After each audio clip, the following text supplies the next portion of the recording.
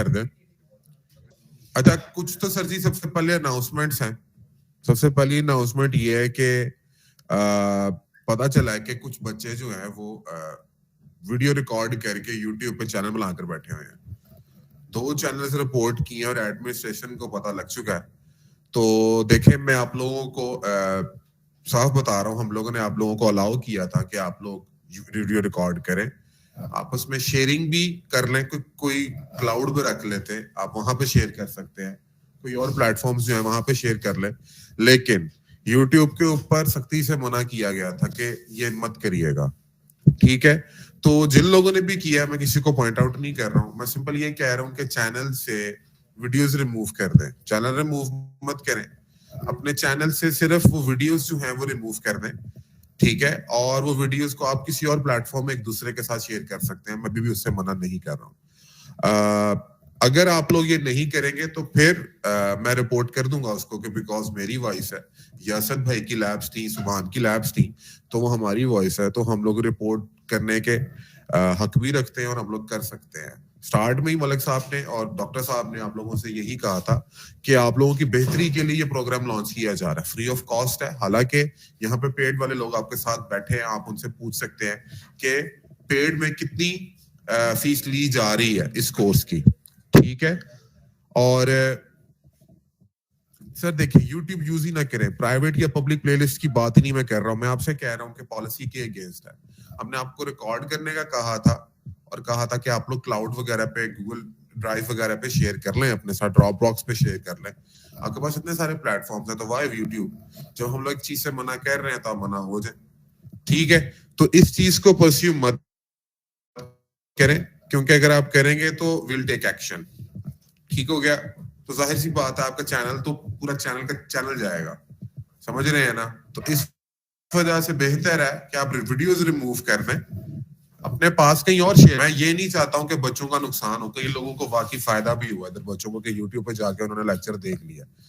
मैं ये बात बिल्कुल ठीक है, आप लोग ये कह रहे हैं, लेकिन यूट्यूब पे ना करें, किसी और का शेयर कर दें। सारे बच्चों को लिंक्स, जैसे आपने ग्रुप में शेयर किया इसका, उसका भी शेयर कर दें, उसका लिंक शेयर करें। ऑन दैट साइड बच्चे जो है उस लीज क्विट कर दें, ठीक है। अगर याद रखिएगा, और शायद पॉसिबल है कि जिस बच्चे का भी ये निकलेगा उसको इस कोर्स से भी ड्रॉप कर दिया जाएगा और वो कॉर्बेट का या खुवत का कोई और कोर्स नहीं ले सकता। ये मेरी बात ज़हन में रख लीजिएगा और इस पे वाकई स्ट्रिक्ट एक्शन होगा। आप लोग अगर इसको समझ लें कि ये संगीन मामला नहीं है तो इट इज वेरी इंटेंस, मैं आपको बता रहा हूँ। एक्शन लिया जाएगा, आपको मौका दिया जा रहा है, वीडियोस को डिलीट कर दें और सिंपल अपना चैनल बकाया चीजों पे आप अपलोड करें, हम उस पर कुछ नहीं कहेंगे, वीडियोस डिलीट करने आपको मौका दे रहा हूं मैं, ठीक है। और दूसरी बात, अच्छा, कुछ बच्चों ने यहाँ पर एक आधा दिन मुझसे रिक्वेस्ट की कि सर हम लोगों को ऑनलाइन क्लास लेने दे, मेरा ये मसला है, मेरा ये मसला है, ठीक है, मैंने करने दिया। हालांकि मुझे अलाउ नहीं था और बल्कि कॉर्बेट ने भी रेनी डेज के अंदर आप लोगों को अलाउ किया था कि आप लोग ऑनलाइन लेक्चर ले लें, लेकिन कई बच्चों को मैं देख रहा हूं अब उसके बाद ऑनलाइन लेक्चर ही ले रहे हैं फिजिकल क्लास में एनरोल करके। तो मैं आपको बता रहा हूं, आज आप कर लें, लास्ट डे है। नेक्स्ट टाइम से जो बच्चा अभी फिजिकल क्लास में एनरोल है, मैं अब किसी को अलाउ ही नहीं करूंगा कि वो ऑनलाइन ले, किसी को लिंक नहीं प्रोवाइड करूंगा, क्योंकि आप लोग एक्सप्लॉइट करते हैं चीजों को, ठीक है। मैंने किसी की हेल्प की, अगर कॉर्बेट ने किसी की हेल्प की कि ठीक है यार फिजिकल में नहीं आ सकते हो, ऑनलाइन में लेक्चर ले लें, ठीक है, तो आप लोगों ने उसको एक्सप्लॉइट किया। आपको एक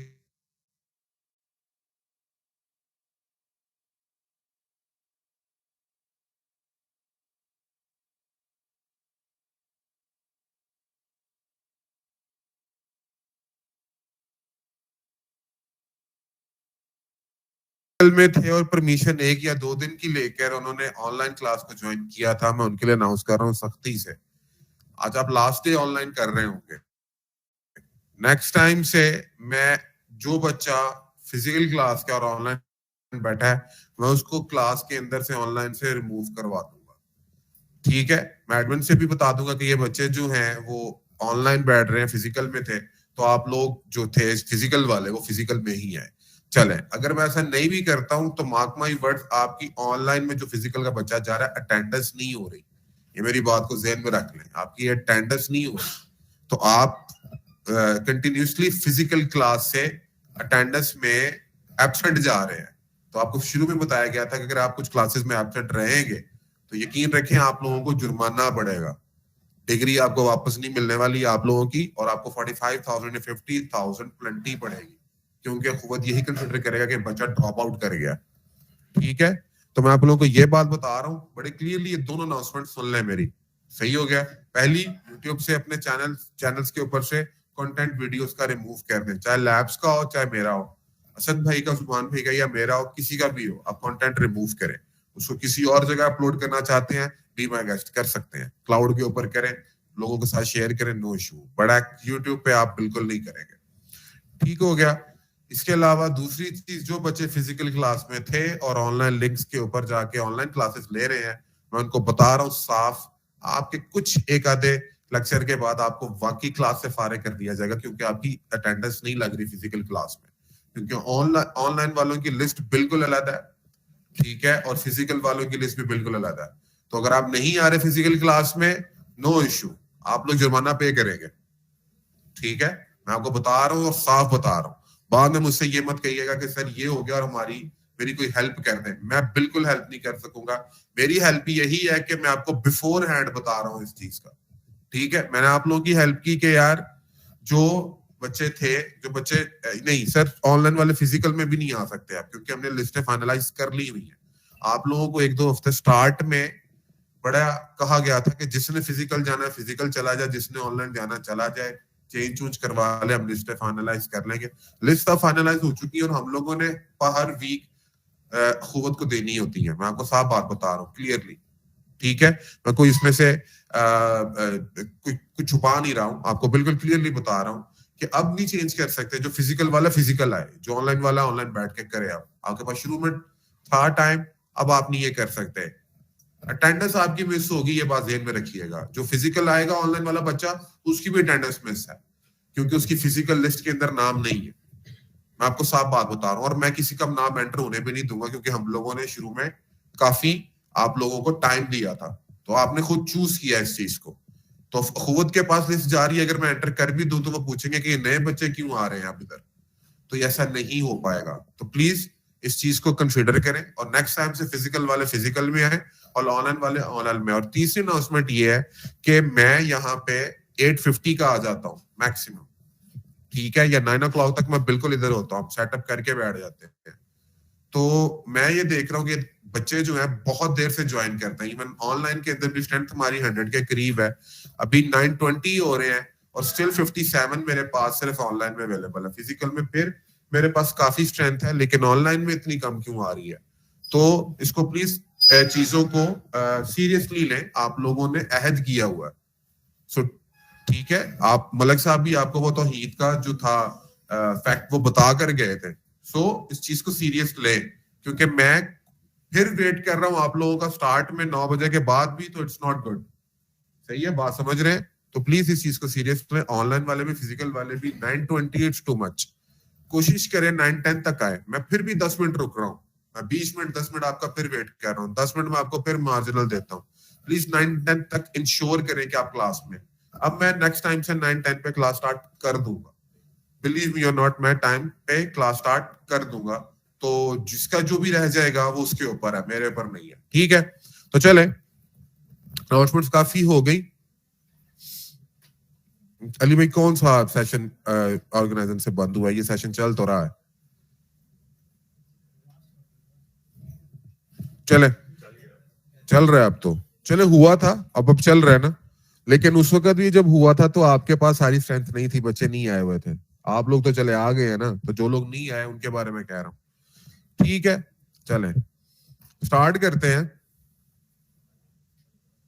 जी सर, और रीज्वाइन कर लें, रीज्वाइन कर लिया करें, गुड है। चलें, अच्छा सबसे पहले थोड़ी सी रिवीजन करते हैं, डॉकर की ही बात करते हैं। तो डॉकर के ऊपर मैं खुद से रिवीजन दे देता हूँ आप लोगों को नहीं याद होगा, और कुछ लोगों ने लेक्चर नहीं लिया था, तो मैं उनके साथ ही नहीं कर रहा, मैं दोबारा से बता रहा हूँ थोड़ा सा डॉकर के बारे में। तो बेटा सबसे पहली बात ये समझने वाली है कि डॉकर इस्तेमाल ही क्यों करते हैं। कल मुझसे कुछ बच्चों ने क्वेश्चंस किए थे कि सर हम डॉकर यूज ही क्यों कर रहे हैं।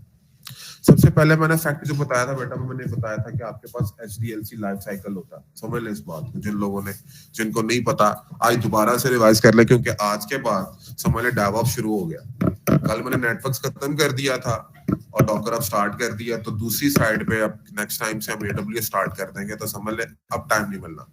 जो लैब्स थी कवर कर ली, जितना टाइम था मिल गया, अब टाइम नहीं मिलेगा। अब थोड़ा बस अपने आप को स्पीड अप कर ले और सीरियस हो जाए, ठीक है। अब डेवऑप्स में एक्चुअल चीजें आने वाली है। तो चले मैं आपको बता रहा हूँ, जिन लोगों जिनका डॉकर रह गया वो थोड़ा सा थ्योरेटिकल बता रहा हूँ, फिर उसके बाद हम आगे चलते हैं।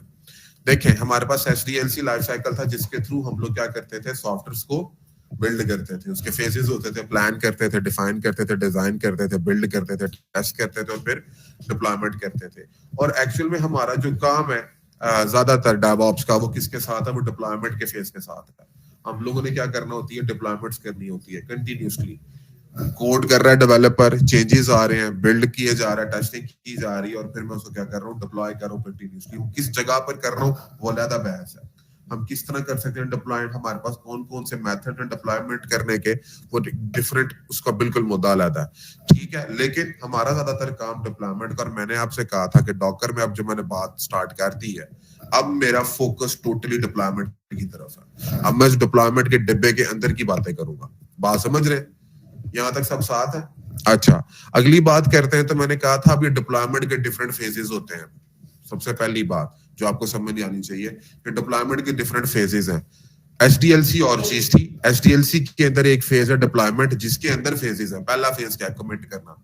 आप जैसे ही कोड को कमिट करते हैं, उसके बाद क्या चलना चाहिए, लिंटिंग होनी चाहिए। लिंटिंग का प्रोसेस क्या है, लिंटिंग का प्रोसेस ये है, डिजायर्ड लाइब्रेरीज, पैकेजेस वगैरह, डिपेंडेंस वगैरह को कंपाइल करके उसके साथ अटैच करना और सेमेंटिक और सिंटैक्स एनालिसिस करना। अगर किसी ने कंपाइलर की सेक्शन पढ़ी है तो उसके अंदर पता होगा कि लिंकिंग एंड लोडिंग क्या होता है। आपके पास इवन ये कंपाइलर्स में लिंकर्स एंड लोडर्स होते हैं, वो क्या करते हैं, लिंकर्स क्या करते हैं, उसके पैकेजेस, हेडर फाइल्स वगैरह को लिंक करते हैं आपके कोड के साथ, जो कि आपको चाहिए रन करने के लिए बैकएंड पे। और लोडर क्या करता था, वो एग्जीक्यूटेबल फाइल को बनाता था और लोड करता था रैम में क्यों लोड करता है, ताकि उसको चला सके। अब यहाँ पे मुझे कोई ऐसा लोडर चाहिए नहीं, क्योंकि मैं एक पाइपलाइन के थ्रू काम कर रहा हूँ, समझ रहे हैं। मुझे लिंकर चाहिए अभी, सिर्फ मैं कोड को कोई बिल्ड करके आउटपुट नहीं देखने लगा हूँ। बात समझ रहे हैं ना। वहां पर लिंकर और लोडर दोनों होते थे। अगर किसी ने कोई FSC याद करे अपनी IC, जब उन्होंने पढ़ा था फर्स्ट ईयर या सेकंड ईयर की किताबों में, ये चीज लिखी हुई थी, जब C के प्रोग्राम को आप कंपाइल करते हैं, ये लिंकर है, लोडर वो वाली चीज है। तो ये लिंटिंग उसी से मिलती जुलती चीज है। तो हम लिंटिंग करते हैं, लिंटिंग के बाद बिल्ड करते हैं इसको। बिल्ड का मतलब है पूरे प्रोजेक्ट को, पूरे कोड को। देखे, मैंने लास्ट टाइम एग्जांपल दी थी, आपके पास फ्रंट एंड की डिफरेंट फाइल्स होती हैं। फ्रंट एंड की फाइल्स यानी कि उसमें आप लोगों ने बटन, GUI के थ्रू बटन वगैरह डाले हैं, टेक्स्ट बॉक्स डाला है, ठीक है, लेबल्स डाले हैं, स्क्रीनशॉट, वो कोई इमेज डाली है, वीडियो डाली, वो सारा फ्रंट एंड है। उसका बैक एंड क्या होता है, बैक एंड होता है कोड लिखना, कि ये बटन अगर मैंने क्लिक किया तो इसके क्लिक करने के बाद होगा क्या, मैं किस पेज पे जाऊंगा, समझ रहे हैं। ये आपके पास क्या बैक एंड है। तो आपके पास फ्रंट एंड की अलग फाइल्स होती हैं, बैक एंड की अलग फाइल्स होती हैं। बात समझ रहे हैं। इवन डाटाबेस की फाइल्स अलग होती हैं, समझ रहे हैं। डाटाबेस भी तो है ना आपके पास, डाटा के स्टोर होना। अभी इतनी सारी फाइल्स हैं, अलग अलग पड़ी है। मैंने आपको एग्जांपल दी थी last time need for speed game की। हम लोग गेम्स खेलते रहे हैं, जब आप गेम इंस्टॉल करते थे नीड फॉर स्पीड की, तो आप याद रखिए उसके आपके पास बहुत सारे फोल्डर्स एंड फाइल्स बन जाते थे। वो क्या है एक्चुअली, उसको समझे। हम लोग क्या करते हैं, हम लोग बिल्ड करते हैं पूरे सॉफ्टवेयर को एट द एंड जाके। आपने फ्रंट एंड बनाया, बैक एंड बनाया, डिपेंडेंसी फाइल्स बताई, लाइब्रेरीज बताई, डाटाबेस बताई, सारी पिक्चर्स वगैरह, ये वो ग्राफिक्स सारे रखे। अब आपने क्या करना है, उस पूरे प्रोजेक्ट को क्या कर लेना, बिल्ड कर लेना। जब आप बिल्ड करते हैं और पब्लिश करते हैं तो एक आर्टिफैक्ट बनता है, जो आपकी exe फाइल होती है, समझ रहे हैं। exe फाइल किस केस में, डेस्कटॉप एप्लीकेशन के केस में। और मोबाइल एप्लीकेशन के केस में क्या सी फाइल बनती है, एपी के फाइल बनती है, if I am not wrong, ठीक है, एपी के फाइल बनती है। और आईओएस के केस में कौन सी फाइल बनती है, हाँ कौन सी, हाँ IPSW, यही है ना, कुछ इसी तरह ही है। iOS का मुझे इतना आइडिया कोई नहीं है उसका। तो वो उसके अंदर भी एक फाइल बनती है। आप उनको फिर क्या करते हैं, उन फाइल्स को अपलोड करते हैं एंड्रॉइड के केस में, और iOS के केस में उनके प्ले स्टोर पे आप अपलोड करते हैं, फिर यूजर क्या कर सकता है, डाउनलोड। लेकिन डेस्कटॉप एप्लीकेशन के केस में क्या करते हैं, वो exe फाइल जो बनाते हो आप, आर्टिफैक्ट बनाते हो, उसको किधर, उसको आप इंटरनेट पे अपनी वेबसाइट पे रख दो, यूजर डाउनलोड कर लेगा। नहीं तो वो सीडीज आती थी हमारे पास, वो सीडीज में होते थे, हम exe फाइल को कॉपी पेस्ट करके उसको इंस्टॉल कर लेते हैं, या मैं आपको सेंड कर सकता हूँ व्हाट्सएप के ऊपर exe फाइल, आप उसको इंस्टॉल कर लें। ये किन की चीजें थी, मोबाइल एप्लीकेशन की और डेस्कटॉप एप्लीकेशन की। तो बिल्ड करने के बाद पता चल गया ना क्या मिलता है। बिल्ड करने के बाद हमें चीज मिलती है आर्टिफैक्ट, इसको आर्टिफैक्ट बोलेंगे। आर्टिफैक्ट डिफरेंट टाइप का हो सकता है। डेस्कटॉप एप्लीकेशन में exe है, एंड्रॉइड में एपीके है, और iOS में वो जो भाई बता रहे थे वो है। ठीक है, तो ये आपके पास 3 तरह के मुख्तलिफ आर्टिफैक्ट है। ये बात होगी 3 चीजों की, डेस्कटॉप एप्लीकेशन की और मोबाइल एप्लीकेशन की। ज्यादातर हमारा काम इनसे नहीं पढ़ना, मेरी बात को समझ लो गौर से। ज्यादातर हमारा काम इनसे नहीं पढ़ना, हमारा काम पड़ेगा वेबसाइट्स के साथ और वेब एप्लीकेशंस के साथ, या एप्लीकेशन प्रोग्रामेबल इंटरफेसेस के साथ। ठीक है, एपीआई के साथ। अभी मैं एपीआई को दोबारा रिवाइज करता हूँ, लेकिन पहले फेजेस कंप्लीट कर लूं। बिल्ड किया था, आर्टिफैक्ट बना था, उसके बाद आप टेस्ट करेंगे, टेस्ट करके आप क्या कर देंगे, डिप्लॉय कर देंगे कोड को। टेस्टिंग होगी, कोई हम टेस्ट चला रहे होंगे स्नेक के थ्रू, सोनार क्यूब के थ्रू, कोई और टूल है हमारे पास, यूनिट टेस्टिंग वगैरह, जेमीटर वगैरह, ये क्यूए वाले हमें बताते हैं, उन्होंने टेस्ट लिखे होते हैं, हम पाइपलाइन में वो डाल देते हैं, ये लोग टेस्ट चला लेते हैं। अच्छा, ये टेस्ट चलेगा, फिर मैं उस कोड को क्या करूंगा, डिप्लॉय करूंगा। और इवन डिप्लॉय के बाद भी मैं टेस्ट कर सकता हूँ, लेकिन वो एक अलग चीज है, लेकिन मैं कोड को डिप्लॉय कर दूंगा। ये चीज है हमारे पास डिप्लॉयमेंट के फेजेस, हम ये चलाते हैं पूरी पाइपलाइन के अंदर, समझ रहे हैं। अगली चीज क्या, कौन कौन सी एप्लीकेशन होती है, तो website, web application, desktop, mobile और एपीआई। डेस्कटॉप मोबाइल पता लग चुकी है आप लोगों को, मैं बता देता हूँ एपीआई को सबसे पहले। इसकी सबसे बड़ी एग्जांपल बार बार मैंने दी है, Google Maps. Google Maps as an API बकाया सॉफ्टवेयर इस्तेमाल करते हैं। कौन कौन से, फूड पांडा करता है, उबर करता है, ड्राइव करता है, इस तरह की और बेइंतहा एप्लीकेशंस हैं जो कि गूगल की एपीआई इस्तेमाल करते हैं। आपके पास और भी एपीआई की एग्जांपल्स मौजूद है मार्केट के अंदर। लाइक फॉर एग्जांपल, मुझे एक बात बताएं, अगर आप ऑनलाइन कोई चीज मंगवा रहे हैं और कैश ऑन डिलीवरी नहीं करना चाहते और ऑनलाइन पेमेंट करते हैं, तो आपको एपीआई नहीं मिली होती। आपको क्या लगता है हर ई कॉमर्स वेबसाइट ने अपनी बैंकिंग स्टोरी सारा खुद कोड किया हुआ? नहीं, और बैंक्स की या इनकी क्या लेते हैं, एपीआई लेते हैं। आप मुझे खुद बताइए, एडब्ल्यूएस नहीं इस्तेमाल करता मास्टर कार्ड को या वीजा को, तो क्या उसने खुद सारा बैंकिंग चैनल बनाया? नहीं, उसने क्या किया, वो एपीआई के थ्रू कनेक्टेड है। ऑटोमेटिकली आप ट्रांजैक्शन करते हो तो वो बैंक के थ्रू किधर चली जाती है, एडब्ल्यूएस के अकाउंट में। आपके कार्ड से पाकिस्तान में बैठे हैं, वीजा कार्ड इस्तेमाल करते करते चली नहीं जाती है। तो ये एपीआई की बहुत बड़ी एग्जांपल है, और ये बड़ी सेंसिटिव चीज है। आप याद रखें, एपीआई के थ्रू बहुत सेंसिटिव काम किया जा रहा है, ये बहुत सेंसिटिव काम है। बैंकिंग, इवन पैसे की ट्रांजैक्शन हो रही है ऑनलाइन वेबसाइट्स के ऊपर, आप लोगों को क्या लगता है ऐसी हो जाती है? ये डिप्लॉयड होंगी चीजें, एपीआई दी होगी, तो बैंक्स ने काम किया होगा अपने एंड पे, एडब्ल्यूएस ने अपने एंड पे, वो एपीआई को इस्तेमाल करते हैं। इसी तरह आप लोग भी करेंगे इंटीग्रेशन इन चीजों की, आपको करनी पड़ेगी, आपको डेवलपर करेगा, आपको डिप्लॉय करना पड़ेगा। तो ये एपीआईज है, ठीक है, बहुत जरूरी होती हैं आजकल की एप्लीकेशंस के लिए, क्योंकि आजकल जितने बड़े बड़े सिस्टम है ये सिर्फ अपने ऊपर डिपेंड करके नहीं चल सकते, आपको एपीआई चाहिए होती है। फिर एक और मजे की बात बताता हूँ आप लोगों को, आप लोगों की एप्लीकेशंस होंगी जिसके ऊपर, फॉर एग्जांपल आप कोई टोयोटा की वेबसाइट पर चले जाएं, टोयोटा की वेबसाइट नहीं आ रहा चैट का, आज का अगर आपको जब आपको रिप्लाई भी करता है, आपको क्या लगता है मैसेजेस आप सेंड करते हो वो कहाँ से आ रहे हैं? होगी जो कि ली होगी, चैट चल नहीं रही उसके ऊपर, चैट चल रही है, कैसे चल रही है मैं आपको वो बता।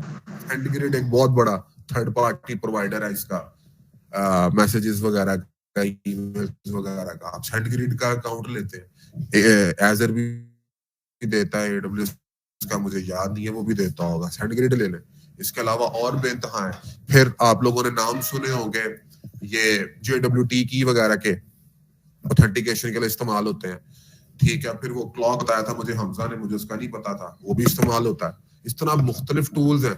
अब आपको क्या लगता है ये एज एन आप उसके साथ इंटीग्रेट करते हैं। फिर इसके अलावा और भी हैं आपके पास, लाइक JWT के अलावा आपके पास SendGrid मैंने बता दिया आप लोगों को। फिर ये भी होता है, लॉन्च डार्कली के भी होते हैं आपके पास। फिर और भी आपके पास मौजूद है, ठीक है। तो ये सब चल रहे होती हैं चीजें, नीचे मैसेजिंग वगैरह ये वो सब, इनके लिए आप अपने कोड में करवाने के लिए खुद से नहीं करते हैं, उनकी एपीआई ले लेते हैं, बात समझ रहे हैं। तो ये एपीआईज होती हैं। अगली चीज last but not the least, हमारा जो एक्चुअल काम है वो है वेबसाइट्स और वेब एप्लीकेशन के साथ। वेबसाइट वेब एप्लीकेशन में सिर्फ एक फर्क है, हर वेब एप्लीकेशन वेबसाइट होती है, लेकिन वो वेबसाइट जो कि कोई ना कोई फंक्शनैलिटी कोई सर्विस प्रोवाइड करेगी वो आपकी वेब एप्लीकेशन है, सिंपलेस्ट ऑफ द डेफिनेशन। आप इसको अगर फर्दर पढ़ते जाएंगे तो बड़े फर्क निकल आएंगे, लेकिन मैं आपको सिंपल बता रहा हूँ, जो वेबसाइट आपको फंक्शनैलिटी को प्रोवाइड करेगी, सिर्फ इंफॉर्मेशन नहीं, सिर्फ इंफॉर्मेशन नहीं, कोई फंक्शनैलिटी प्रोवाइड करे एक्चुअल, लाइक मैं कोई कन्वर्जन कर रहा हूँ अपने डॉक्यूमेंट की किसी और डॉक्यूमेंट में, ये एक वेब एप्लीकेशन है। विकिपीडिया एक वेबसाइट है बस, वो सिर्फ इंफॉर्मेशन देता है। तो ब्लॉग्स जो होते हैं वो भी वेबसाइट्स होती हैं, वो कोई फंक्शनैलिटी नहीं दे रही है आपको, वो ब्लॉग्स हैं सिंपल, आप पढ़ रहे हैं उन चीजों की इंफॉर्मेशन ले रहे हैं, दैट्स इट। तो ये क्या आपके पास फर्क है। तो हम वेबसाइट और वेब एप्लीकेशन को डिप्लॉयमेंट करने की चीजों को देखेंगे। तो सबसे पहले जो आप लोग वेब एप्लीकेशंस को डिप्लॉय करते थे, उसके लिए आपको चीजें क्या क्या जरूरी होती थी। मैंने अगर कोड लिखा है, एक वेबसाइट बनाई है, उसको मैंने अप करना है। देखें, डेक्सम एप्लीकेशन का मैंने बता दिया, EXE फाइल बनाई, उसको अपने कंप्यूटर में जाकर किसी और बंदे के कंप्यूटर में उसको देके उसको इंस्टॉल करवा ले, सिंपल मेथड था। लेकिन मोबाइल एप्लीकेशन में ऐप स्टोर पे डाला, ऐप स्टोर पे डाल के सिंपल यूजर क्या करेगा, डाउनलोड कर लेगा, सिंपल था। लेकिन वेब एप्लीकेशंस किस तरह चलती है, इसको हम किधर डिप्लॉय करते हैं। मैंने कोड लिखा, इसको मैं इंटरनेट के ऊपर कैसे करूंगा, चढ़ाऊंगा कि मैं उसके बाद यूजर्स उस वेबसाइट को इस्तेमाल कर लेंगे, कैसे कर सकते हैं, इसका तरीका बताने लगा। हमारे पास वेब सर्वर्स होते थे, हमारे पास डिफरेंट वेब सर्वर्स है, जिसके अंदर बेहतरीन वेब सर्वर एनजिनिक्स है, अपाची है, टॉमकैट है, IIS है, इसके अलावा और भी मौजूद होंगे आपके पास, ठीक है। तो ये सारे वेब सर्वर्स के ऊपर आप अपना इसको कॉन्फ़िगर करते थे, और फिर उसके ऊपर क्या करते थे आप लोग, चीजों को अपने कोड को डिप्लॉय करते थे। फिर अपनी जिस मशीन पे आपने वेब सर्वर बनाया है, उस मशीन को आप 24 घंटे अप रखते थे, ऑन रखते थे। अगर आप उसको बंद कर देंगे तो वेब सर्वर भी क्या हो चुका है, बंद हो चुका है, तो आपकी वेबसाइट डाउन हो जाएगी, कोई भी ट्रैफिक नहीं आ सकेगी उसके ऊपर। इसी तरह वेब सर्वर के साथ आपको डाटाबेस सर्वर बनाना पड़ता था, क्योंकि वेब सर्वर पे कोड पड़ा है, वो कंटिन्यूसली डाटाबेस के साथ इंटरेक्ट कर रहा है, डाटा आ रहा है, जा रहा है, ये सारा का सारा डाटाबेस के साथ इंटरेक्शन हो रही है। तो डाटाबेस सर्वर बनाने पड़ते थे, और ऐप सर्वर्स भी होते हैं हमारे पास, इसको बाद में डिस्कस करते हैं, वेब सर्वर ऐप सर्वर में क्या क्या है। लेकिन ये आपके पास आर्किटेक्चर होता था, मुझे अपनी फिजिकल मशीन पे करना पड़ता था। हार्डवेयर की लेयर वही सारा कुछ, रैम वगैरह, और उसके ऊपर ऑपरेटिंग सिस्टम चाहिए था, लाइब्रेरीज और डिपेंडेंसीज चाहिए थी, और फिर उन तीनों चीजों को मैं क्या करता था, इसके ऊपर इंप्लीमेंट करता था, तो मेरे पास चीजें चल रही होती थी। यहां तक समझ रहे हैं आप, ठीक है। तो ये आपके पास एक वेबसाइट को होस्ट करने का ट्रेडिशनल वे था। ये समझ आ गई आपको, ये मैं करवाऊंगा जरूर जब हम सर्वर्स करेंगे, ठीक है। लेकिन ये ट्रेडिशनल वे था। ट्रेडिशनल वे से आगे मैं जाता हूं, अब जरा छोड़ दें इस टॉपिक को कि मैंने किस तरह से वेब एप्लीकेशन को डिप्लॉयमेंट करनी है, आपको बता चुका हूं ट्रेडिशनल वे में। लेकिन अब अगली चीज आ गई मेरे पास, वो आ गई जी software delivery cycle. Software delivery cycle का मतलब क्या, मैंने आपको कहा था हम एप्लीकेशंस को इवॉल्व करते हैं, बनाते नहीं है सिर्फ आप, और उसके लिए मुझे डिफरेंट एनवायरनमेंट्स चाहिए। डिफरेंट एनवायरनमेंट्स का मतलब क्या है कि जो वेबसाइट या जो कोड मैं बना रहा हूँ उसकी 3 या 4 कॉपीज अलग-अलग भी बनाकर पड़ी हो, सिर्फ एक जगह पे एक ही नहीं बनाई हो, उसके ऊपर ही काम ना हो रहा हो, 3-4 कॉपीज बनी हो, और उन 3-4 कॉपीज को मैं डिफरेंट एनवायरनमेंट का नाम दे देता हूँ। मैं अपनी डेवलपमेंट टीम को कहता हूँ कि ये एनवायरनमेंट है, इसका नाम डेव है, ये सिर्फ तुम लोग इस्तेमाल करोगे और कोई नहीं इस्तेमाल करेगा। फिर मैं अपने क्यूए टीम को कहता हूँ ये एनवायरनमेंट है, ये एप्लीकेशन की कॉपी है, ये एनवायरनमेंट तुम्हारे पास है, इसको सिर्फ तुम लोग इस्तेमाल करोगे और कोई नहीं करेगा। फिर उसके बाद मैं प्रोडक्शन बना लेता हूँ, ये प्रोडक्शन एनवायरनमेंट है, ये मेरे यूजर्स के लिए है, ये तुम लोग नहीं इसके ऊपर कोई टेस्टिंग नहीं करोगे, ये इस पे लाइव एनवायरनमेंट चल रहा होगा मेरा। तो मैं क्या करता हूँ, डेव पे डेवलपर काम करता है, चेंजेस करता है, उसको आगे पुश कर देता है, वो किस पर चले जाते हैं, क्यूए पे, क्यूए से आगे फिर मैं प्री प्रोड पे भेज देता हूँ, फिर उसके आगे मैं प्रोडक्शन पे भेज देता हूँ। तो ये मेरा सॉफ्टवेयर डिलीवरी लाइफ साइकिल बनता है। इस वजह से मुझे कॉस्ट तो ज्यादा पड़ी कि जहां मैंने एक एनवायरनमेंट बनाना था मुझे 4 बनाने पड़े, समझ रहे हैं ना, मुझे 4 बनाने पड़े। कॉस्ट तो पड़ेगी मुझे, ऑब्वियस सी बात है, लेकिन मेरा सॉफ्टवेयर डिलीवरी साइकिल एक तो इनहैंस हो जाएगा, इनहैंस की इसके सेंस में क्वालिटी प्रोडक्ट बनेगा, क्योंकि जो चीज मैं बार बार बना रहा हूँ उसको उसी वक्त क्लाइंट से टेस्ट करवा रहा हूँ, क्वालिटी प्रोडक्ट बनेगा। वो जो चीजें, जो गलत चीजें थी, जो एरर बग्स थे निकलने थे, वो निकल जाएंगे अंदर ही, ठीक है, बजाय इसके एक एनवायरनमेंट पे नहीं निकलने थे, इस तरह निकल जाएंगे। ठीक है, जब इस तरह निकल जाएंगे तो मेरा क्वालिटी प्रोडक्ट बनेगा, और दूसरी चीज बड़े कम टाइम में बनेगा। बजाय इसके कि मैं उस तरह बनाते हैं कि एनवायरनमेंट के ऊपर मुझे जब भी नई डिप्लॉयमेंट करनी पड़ती तो मुझे अपने एनवायरनमेंट को प्रोडक्शन के डाउन करना पड़ता। अब तो ऐसा सीन नहीं है, तो मेरा बड़ा जल्दी बन जाएगा। तो हम सॉफ्टवेयर डिलीवरी साइकिल्स को यूज करते हैं, और इन डिलीवरी साइकिल्स के अंदर मैंने आपको बताया था एजाइल है, डेवऑप्स है, वो एसडीएलसी के ही वो जो आगे फर्दर टाइप्स है वो इसी को इम्प्रूव करती है। एजाइल में किस तरह काम करना है, डेवऑप्स में किस तरह काम करना है, किसी बग को किस तरह से देखना है, स्प्रिंट्स बनानी है, वो सारा कुछ वो फिर एजाइल और डेवऑप्स का काम आया था इसी वजह से। अब यहाँ पर जब मेरे पास डिफरेंट एनवायरनमेंट मुझे बनाने पड़ गए, तो बेटा ट्रेडिशनल आर्किटेक्चर जो था ना डेटाबेस को वेबसाइट को होस्ट करने का, वो जो था वो सही नहीं था, उसमें इश्यूज आ गए। क्यों इश्यूज आ गए? क्योंकि देखें मेरे पास मुझे अगर 4 एनवायरनमेंट चाहिए, डेव, क्यूए, प्री प्रोड और प्रोडक्शन, ठीक है, अपनी सॉफ्टवेयर डिलीवरी लाइफ साइकिल के लिए, तो मुझे 4 एनवायरनमेंट बनाने पड़ेंगे। मैंने 4 एनवायरनमेंट बनाए। अब मैंने उसी आर्किटेक्चर में बनाया ट्रेडिशनल वे में। मैंने एक मशीन बनाई, एक मशीन पे वेब सर्वर भी इंस्टॉल किया, ऐप सर्वर भी इंस्टॉल किया, और डेटाबेस सर्वर भी इंस्टॉल किया। फिर एक और मशीन बनाई, फिर एक और मशीन बनाई, फिर एक और मशीन बनाई। 4 मशीनें बनाई, लेकिन 4 मशीनों से काम नहीं चलेगा। क्यों? क्योंकि मैं ऐसा नहीं करता हूं कि सारे वेब सर्वर्स को एक ही मशीन पे इंस्टॉल करें। ये गलत अप्रोच है। आप सारे सर्वर्स को एक ही मशीन पे अप्रोच नहीं करते, आप एक मशीन पे एक सर्वर रखते हैं ज्यादातर। तो अगर मुझे एक एनवायरनमेंट बनाना है तो मुझे कितनी मशीन चाहिए होगी? 3 मानते हैं? 3 मशीन चाहिए होगी। क्यों? क्योंकि मेरे पास ये 3 चीजें डिप्लॉय करने वाली है ना।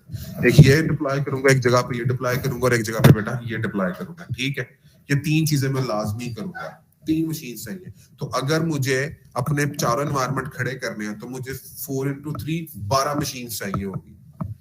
12 मशीन्स को मेंटेन करूंगा। ऐसे ही है। अब फॉर एग्जांपल डेवलपर ने डेव एनवायरनमेंट पे बैठा और वो कोड कर रहा था। अब वो कोड करते करते उसने नई चीजों को फीचर्स डाले, नए फीचर्स। अब नए फीचर्स नए वर्जन्स पे थे। देखिए लाइब्रेरीज वगैरह जो थी बदलती रहती ना, एनजिनिक्स की भी और डाटाबेस की भी। आपको नए नए वर्जन इंस्टॉल करने पड़ते हैं, नए आए दिन नया वर्जन आ जाता है, आपको नए वर्जन इंस्टॉल करने पड़ते हैं।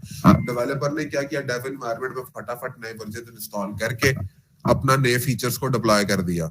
जब उसने अपने नए फीचर्स को डिप्लॉय कर दिया, उसके पास तो चल गया काम, लेकिन मेरे बकाया एनवायरनमेंट्स पे तो वो वर्जन इंस्टॉल नहीं है। तो डेव की मशीन पे चल रहा है, लेकिन मेरा प्रोडक्शन एनवायरनमेंट क्या पीछे है उससे। तो मुझे क्या करना पड़ेगा, मैन्युअली हर एक एनवायरनमेंट पर जाकर उसके वर्जन्स को क्या करना पड़ेगा, बदलना पड़ेगा, मैन्युअली सेट करना पड़ेगा, और ये बहुत ज्यादा टाइम लेगा। आप खुद सोचे 12 मशीन है, मुझे 12 की 12 मशीन पे कॉन्फ़िगरेशन करनी पड़ेगी दोबारा से। अब बात समझ रहे? तो इस वजह से हम लोग कंटेनर में जाते हैं। अब ट्रेडिशनल वे में, अब आपको पता चले कंटेनर में क्यों जाते हैं। अब ये वजह थी हमारे कंटेनराइजेशन करने की। इसकी ड्रॉबैक्स क्या है ट्रेडिशनल आर्किटेक्चर के? पहला टाइम कंज्यूमिंग है, सबसे पहली बात। इतनी मशीन्स को कौन देखेगा? दूसरी बात, इतने सारे एनवायरनमेंट्स को मैनेज करना बड़ा मुश्किल हो जाएगा। कॉन्फ़िगरेशन करनी पड़ेगी हर सर्वर पे, हर एनवायरनमेंट के, यानी कि 12 की 12 मशीन्स पे करनी पड़ेगी। फिर कंपैटिबिलिटी और डिपेंडेंसी के इश्यूज आएंगे। पॉसिबल है कि मेरे पास क्यूए एनवायरनमेंट पे अगर चल रही है विंडोज और डेव पे लिनक्स करके बैठ गया डेवलपर, तो कंपैटिबिलिटी इशू नहीं आ जाएगा डिपेंडेंसीज का। वहां पे कुछ और वर्जन चल रहा होगा एनजिनिक्स का, वहां पे कुछ और सपोर्टेड है, तो क्या करेंगे? काम नहीं चलेगा। फिर उसके बाद इनकंसिस्टेंसी आएगी हमारे पास अक्रॉस एनवायरनमेंट्स, यानी कि एग्जैक्टली डेव एनवायरनमेंट आगे चल रहा है, उसके ऊपर कुछ और एप्लीकेशन का वर्जन चल रहा है, और मेरे पास जो प्रोडक्शन पे कुछ और एप्लीकेशन का वर्जन चल रहा है, तो डेफिनेटली मेरे पास इनकंसिस्टेंसी आएगी। ठीक है, ऑपरेशनल सपोर्ट देनी पड़ेगी, मुझे बंदे बैठाने पड़ेंगे हार्डवेयर सपोर्ट के लिए भी और रिलीजेस की पैचिंग के लिए भी। ठीक है, रिलीजेस की पैचिंग के लिए क्यों मुझे बंदे बैठाने पड़ेंगे वो सुन ले। हार्डवेयर का तो आपको पता ही है। पैचिंग के लिए क्यों बैठाने पड़ेंगे सर? चेयर्स नहीं है पीछे सर? अच्छा हुआ आपके साथ, आप आ देखें कितने बजे रहे हैं। खड़े हो जाए पीछे जाके, आज जरा डेवऑप्स को खड़े होकर पढ़े, मजा आएगा, ऊपर से सही समझ आएगी। या इधर आ जाए फिर मेरे पास, जगह है तो चेयर ले आए ना, जगह है तो फिर चेयर ले आए, बैठ जाए अब। और सर जल्दी आया करें प्लीज। बनवाऊं? चले, अच्छा तो ऑपरेशनल सपोर्ट के लिए, पैच रिलीजेस के लिए बंदे क्यों चाहिए होंगे वो सुन लें। वो इस वजह से चाहिए होंगे कि जब आपकी नई कोई रिलीज जा रही होगी तो आपको डेडिकेटेड टीम चाहिए होगी। क्यों? क्योंकि अगर वो रिलीज जाते हुए कोई चीज खराब हो गई तो उसको उसी वक्त ठीक करना है। समझ रहे हैं? आपको बहुत सारा ह्यूमन रिसोर्स चाहिए होगा, टीम चाहिए होगी जो एक्चुअली डिप्लॉयमेंट कर रही होगी हर एनवायरनमेंट पे जा जाके। तो आपको बिल्ड इंजीनियर्स ये काम करते रहे हैं ट्रेडिशनल वे में। बिल्ड इंजीनियर्स राते जागते थे और उनके बल्कि उनके पास इस तरह का सिनेरियो होता था कि उनको 2-3 दिन का टाइम दिया जाता था जिसके अंदर वो 2-3 दिन बिल्कुल सोते नहीं थे, क्योंकि उन्होंने एप्लीकेशन को क्या करना था, अब करना होता था जल्द से जल्द। बिल्ड इंजीनियर्स ये करते रहे हैं पहले। तो ये काम से छुटकारा मिला है कंटेनराइजेशन की वजह से। डेवलपर एनवायरनमेंट्स में, अच्छा खुद सोचे, अब कोई नया डेवलपर आ गया, आपके पास एक डेवलपर थोड़ा होता है। अब एक डेवलपर है, उसको 3 मशीनें आपने दी हुई है। अब नया डेवलपर आ गया, उसको 3 नई मशीनें देंगे आप? मुझे खुद बताएं, दोनों एक ही मशीन पे क्या बारियां लगाएंगे? फॉर एग्जाम्पल इसके ऊपर डेवलपमेंट एनवायरनमेंट है, मैं डेवलपर हूँ, ये डेवलपर है, मैं काम कर रहा हूँ, उसको भी एक काम असाइन हो गया, तो मुझे क्या कहेगा, यार तू अब जरा 10 मिनट हट, मैंने अपना काम करना। ऐसा थोड़ा चलेगा। या नहीं तो फिर मुझे क्या करना पड़ेगा, उसको एक नया लैपटॉप देना पड़ेगा कि नहीं पड़ेगा? और मैं कह रहा हूँ कि मैंने यहाँ पे 3 मशीनें बनाई हुई है, तो एक लैपटॉप तो नहीं, मुझे 3 मशीनें देनी पड़ेगी इसे। बात समझ रहे? 3 मशीनें दूंगा तो हर दफा जब कोई नया डेवलपर आएगा तो 3 दोबारा से 3 नए सर्वर्स को खड़ा करूंगा 3 मशीनों पे। ये तो गलत चीज है, ये तो कुछ सूटेबल चीज नहीं है लग रही हम लोगों को चलने वाली। तो इस वजह से ये चीजें ट्रेडिशनल इन्फा में बहुत जो थी वो प्रॉब्लमेटिक थी। तो इसके बाद हम कंटेनर में चले गए। कंटेनर में होता क्या है, हम सारे एनवायरनमेंट से पहले बिल्ड तक के स्टेप्स करते हैं। मैं आपको अभी डिलीवरी वो जो था डेवलपमेंट लाइफ साइकिल फेजेस में बता के आया हूं। तो पहला फेज क्या, कमिट का, लिंट का और बिल्ड का। तो डिप्लॉयमेंट से पहले वो जो डिप्लॉय का फेज था ना आखिरी, समझ ले वो आपके एनवायरनमेंट से। आप डिप्लॉय के फेज में आपके पास वो सारे एनवायरनमेंट्स आ जाएंगे। ठहरे मैं पीछे जाकर दिखाता हूँ, ये देखिए, ये डिप्लॉय का फेज है ना, इसके अंदर ही आपके पास डेफ एनवायरनमेंट है, क्यूए है, स्टेज है, यूएटी है, प्री प्रोड है, या आपके पास प्रोडक्शन है। ये सारे एनवायरनमेंट्स इधर पड़े हैं। हम लोग कंटेनराइजेशन में क्या करते हैं, इस यहां तक का प्रोसेस कर लेते हैं और इमेज बना लेते हैं, एक टेम्पलेट बना लेते हैं। बेटा टेम्पलेट बना लेते हैं कि इस टेम्पलेट से मैं कंटेनर रन करूंगा। कंटेनर क्या होता है? अब container is a light weight VM, virtual machine. समझ रहे? लाइट वेट वर्चुअल मशीन है, उसके अंदर आप लोग अपनी एप्लीकेशन को चला सकते हो, उनको अलग-अलग ऑटो स्केल कर सकते हो। समझ रहे हो? ये फायदा हुआ। अब इससे फायदा क्या होगा, जब मैं बिल्ड कर लूंगा ना, तो याद रखें जितनी डिपेंडेंसीज हैं, लाइब्रेरीज हैं, वर्जन्स हैं, जो चीजें हैं, वो बिल्ड करके मैं अपने पास रख लूंगा। अब वो बिल्ड करके मैं जिस मर्जी जगह डिप्लॉय करूं, कंसिस्टेंसी रहेगी। क्योंकि अगर मैंने वर्जन बदलना है तो मैंने अपनी इमेज का वर्जन बदलना है, मैंने अपनी कंटेनर का जाके वर्जन नहीं बदलना। बात समझ रहे? तो वही कंटेनर, वही इमेज से अगर मैं डेफ पे कंटेनर बनाऊं तो सेम बनेगा, उसी इमेज से अगर मैं क्यूए पे कंटेनर बनाऊं तो सेम बनेगा, उसी इमेज से मैं अगर यूएटी या प्रोडक्शन पे कंटेनर बनाऊं तो सेम बनेगा।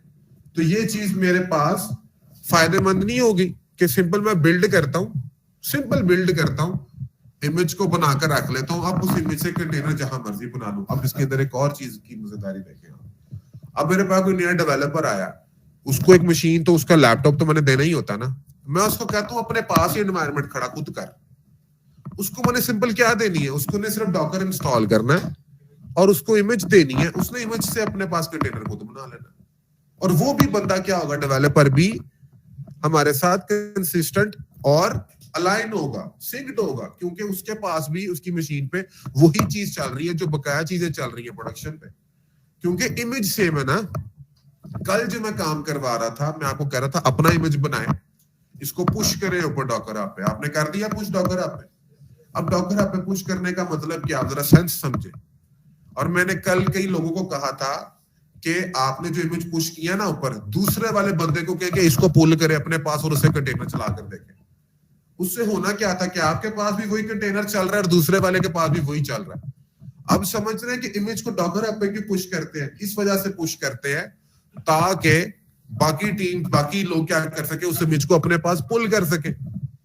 Just like Git concept, Git में ऊपर पड़ा होता था ना कोड, वहां से सारे लेते थे, ऐसे ही करते थे ना, और फिर अपना भी पुश करते थे उधर। इसी तरह आप इमेजेस को उधर पुश करते हैं ऊपर, जिसने जो यूज करनी है वो यूज कर ले और सारे सिंक्ड रहेंगे। यहां तक साथ नहीं बेटा, जितने मर्जी बना सकते हो आप।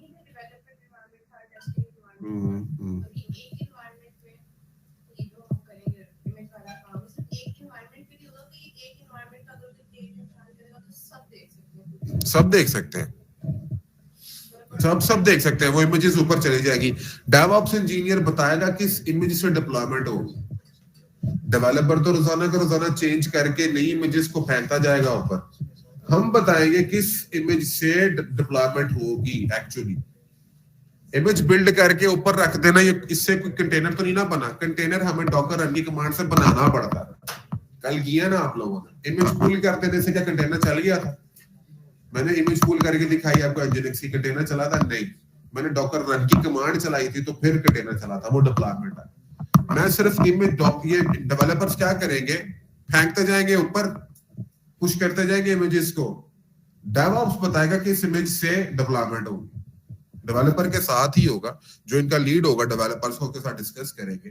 क्या डेवलपर तो हर चीज करने के बाद देखेंगे वेबसाइट को, तो ये तो इमेजेस को पुश करते जाएंगे, तो क्या क्या करना है? वो कहेगा कि यार इनके टैग अलग कर देंगे। जस्ट लाइक ब्रांचेस, ब्रांच नहीं होती थी हमारे पास, हम कहते थे डिप्लॉयमेंट किस ब्रांच से होगी, मेन के साथ। बकाया ब्रांचेस में डेवलपर जो मर्जी करे, इस ब्रांच से डिप्लॉयमेंट करेंगे। इसी तरह इमेज बता देंगे, इस इमेज से कंटेनर बनेगा, बकायों से हम लोग डिप्लॉयमेंट नहीं करेंगे। ये अपनी टेस्टिंग के लिए करते रहे जो करना। समझ रहे? पॉइंट गेट हो रहा है जिन लोगों को, आपको पता लग रहा है कंटेनर्स का? ठीक हो गया। अब आते हैं इस एग्जांपल से समझते हैं कि मेरे पास एक वेबसाइट के अंदर, मैंने जिस तरह बताया एपीआईज होती हैं, थर्ड पार्टी टूल्स होते हैं, मानते हैं ना? उस तरह आप गौर करें तो वेबसाइट तो ये आ गई, इसको छोड़ में आपके पास क्यूज होती है, आपके पास एनालिटिक्स के टूल्स हैं, आपके पास वेब एपीआईज हैं जो मैं बता रहा था, आपके पास और बेतहाशा चीजें हैं जो कि आपकी एप्लीकेशन के साथ इंटीग्रेट होती हैं आजकल, क्योंकि आपकी बहुत कॉम्प्लेक्स एप्लीकेशंस बनती हैं। समझ रहे हैं? अब इसके अंदर आप खुद गौर करें कि आपके पास माइक्रो सर्विस आर्किटेक्चर था कि एक एप्लीकेशन की डिफरेंट सर्विसेज थी। अगर उसके अंदर आपने बात करवानी एक दूसरे के साथ, तो आपको क्यूज नहीं चाहिए, या आपको रेडिस कैशे चाहिए डाटाबेस के लिए कि वो कैशिंग से आपको डाटा उठा ले। आपको ये चीजें चाहिए ना, तो ये सबको आपको डिप्लॉय करना पड़ता है। अब जब ये सबको आपने डिप्लॉय करना, तो मेरे पास ये सारे के सारे क्या है, एंड पॉइंट्स है जिस पर डिप्लॉय कर सकता हूँ। ये कोई डेवलपमेंट की मशीन है, ये कोई क्यूए का सर्वर है, ये पब्लिक क्लाउड है एडब्ल्यूएस का, उस पर प्रोडक्शन सर्वर पड़ा, या कोई डेवलपर का लैपटॉप है। अब इसके अंदर मुझे हर एक टूल के लिए देखना पड़ेगा क्या वो इस मशीन के साथ कंपैटिबल है। स्टैटिक वेबसाइट के लिए कोई बात नहीं, स्टैटिक वेबसाइट के लिए मुझे लगा देखना पड़ेगा कि क्या ये डेवलपमेंट वीएम पर चल सकता है। फिर मैं देखूंगा क्या क्यू इसके ऊपर कंपैटिबल है, कौन सा वर्जन क्यू का इसके ऊपर कंपैटिबल है। एनालिटिक्स के लिए देखूंगा क्या इसके ऊपर कंपैटिबिलिटी है, और वेब एपीआई का भी देखूंगा क्या ये इस पर चल सकते हैं। इसी तरह इन चारों को इस मशीन के लिए भी देखूंगा, इस क्लाउड के लिए भी देखूंगा, प्रोडक्शन सर्वर्स के लिए भी देखूंगा, डेवलपर के लैपटॉप के लिए भी देखूंगा। मुझे हर एक एंड पॉइंट के लिए ये चेक करना पड़ेगा कि क्या मैं ये कर सकता हूँ नहीं कर सकता हूँ। मैंने आपको एग्जांपल दी थी AWS लैम्डा, AWS की एक सर्विस है जो कि तमाम स्टैक्स को, रन टाइम्स को सपोर्ट नहीं करती। इस तरह कह लें तमाम प्रोग्रामिंग लैंग्वेजेस को वो सपोर्ट कोई नहीं करती। समझ रहे? अब वो बताता है खुद कि मैं कौन कौन सा कोड चला सकता हूँ। वो कोड चलाएगा गो का, पाइथन का, नोड का, जावा का, .NET का। इसके अलावा वो C# वगैरह वो .NET में ही आ जाती है, या कोई और हो, वो नहीं चलते इसके ऊपर। समझ रहे? वो नहीं चलती, नेक्स्ट वगैरह नहीं चला सकते आप लोग। अब आप खुद बताएं क्या मैं उस पर नेक्स्ट का कोड डिप्लॉय कर सकता हूं? नहीं। फिर क्या करूंगा? मैं तो फंस गया लैम्डा के ऊपर डिप्लॉयमेंट। फिर अब कैसे करूं? अगर मैं कंटेनराइजेशन इस्तेमाल कर रहा हूं तो मैं कंटेनर बना सकता हूं, उस कंटेनर में क्या चलेगी नेक्स्ट की एप्लीकेशन। लैम्डा से सिर्फ पूछूंगा तू कंटेनर चला सकता है? वो कहेगा कंटेनर में रन करता हूं, तो मैं उस पर कंटेनर डिप्लॉय कर दूंगा। तो मुझे एक बात बताएं, जो डिपेंडेंसी और लाइब्रेरी का इशू आ रहा था वो खत्म?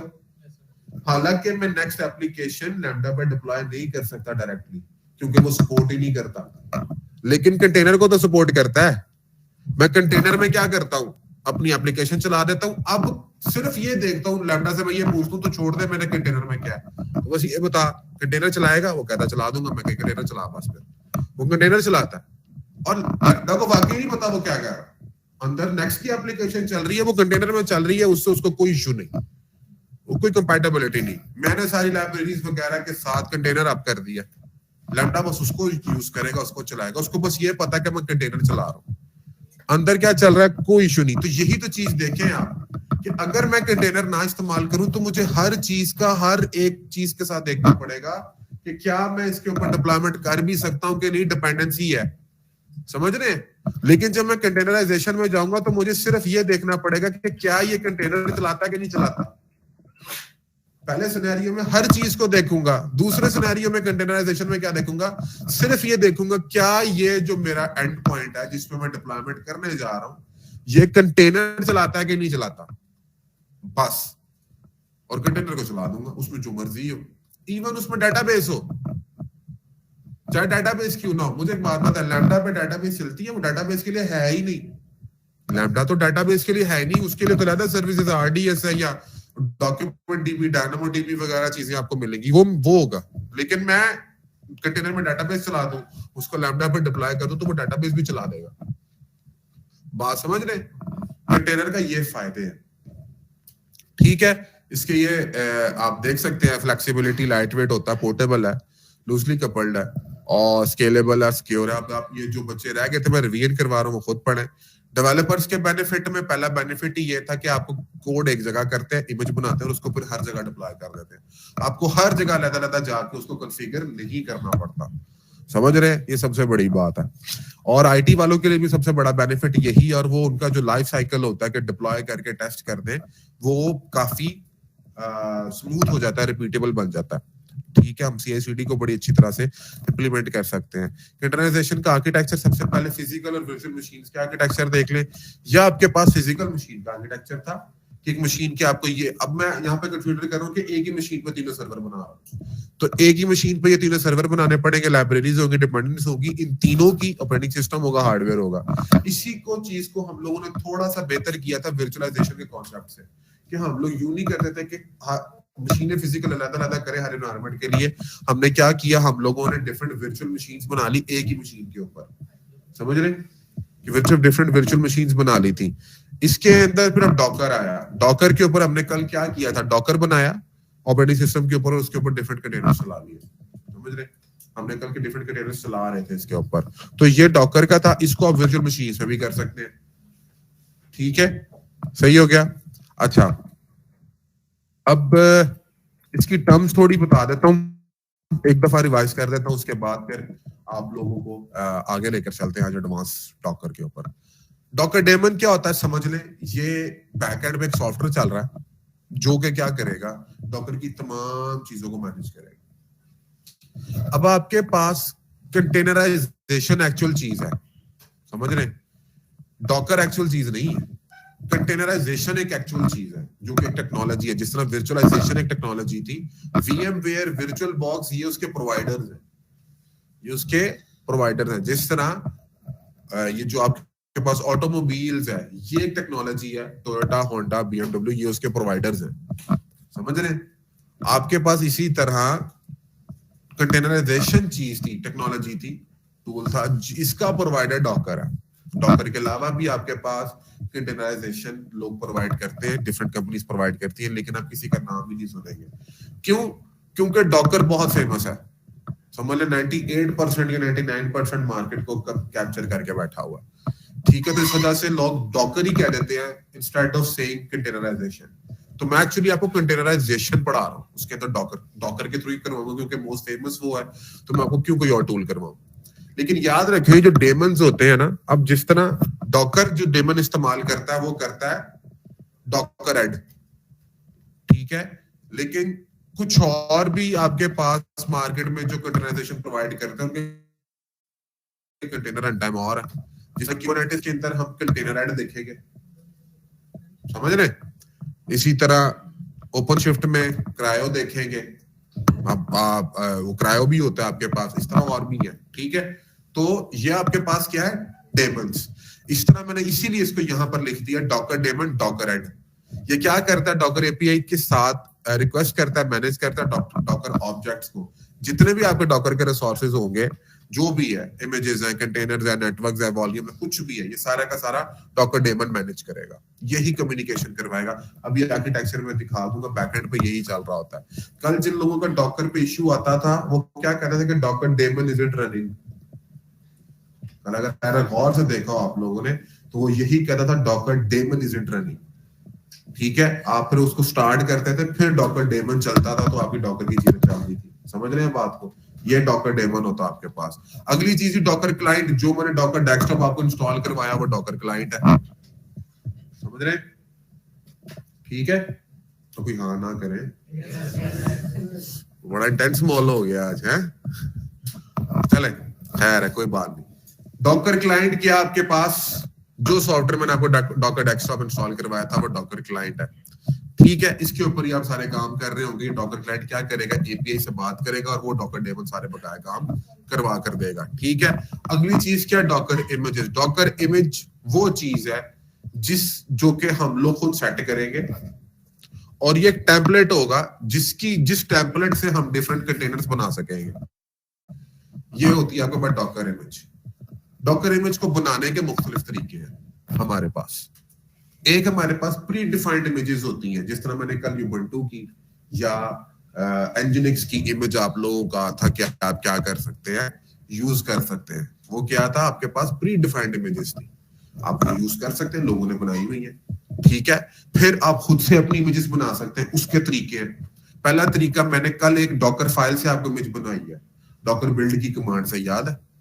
मैंने लैब ये करवा दी हुई है, मैंने डॉकर बिल्ड से आपको एक इमेज बनाकर दिखाई थी, अब आपकी खुद की, ठीक है। वो इमेज कोई और भी इस्तेमाल कर सकता है, आपने पुश कर दी थी ऊपर, तो कोई और भी इस्तेमाल कर सकता है, लेकिन ये आपके पास क्या, डॉकर इमेजेस होती है। याद रखिएगा, हम इमेज बनाएंगे, और इमेज क्या, सिंपल एक टेम्पलेट है। सिंपल क्या, एक टेम्पलेट है जिससे कंटेनर चलेगा। अगली चीज क्या होती है, कंटेनर। कंटेनर डॉकर इमेज से क्या लेता है, सारी इंफॉर्मेशन लेता है, इंस्ट्रक्शन लेता है, और फिर क्या करता है, चलाता है। ये लाइट वेट वीएम है, इसका कर्नल मोड नहीं होता, रट ले इस बात को। इसका सिर्फ क्या है, यूजर मोड होता है, और कर्नल मोड ये होस्ट का इस्तेमाल करेगा।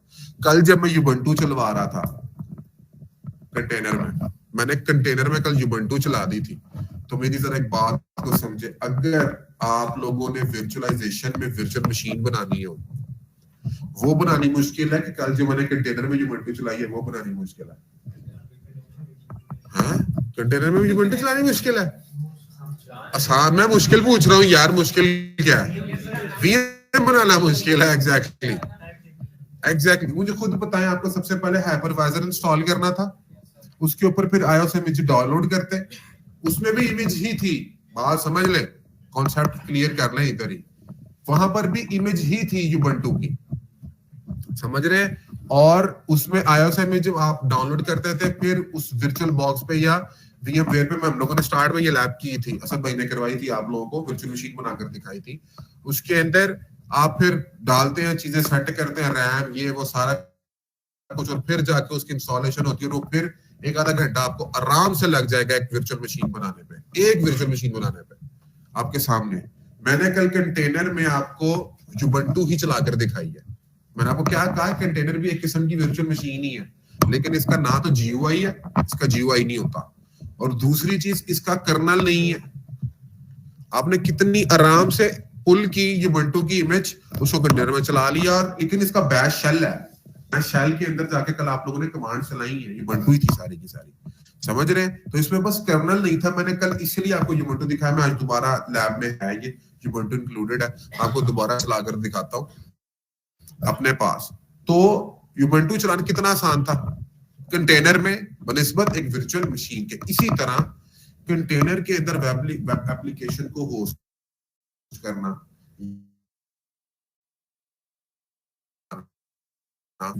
काम वही है जो मैंने फिजिकल मशीन में या वर्चुअल मशीन में करना है। मेरी सबसे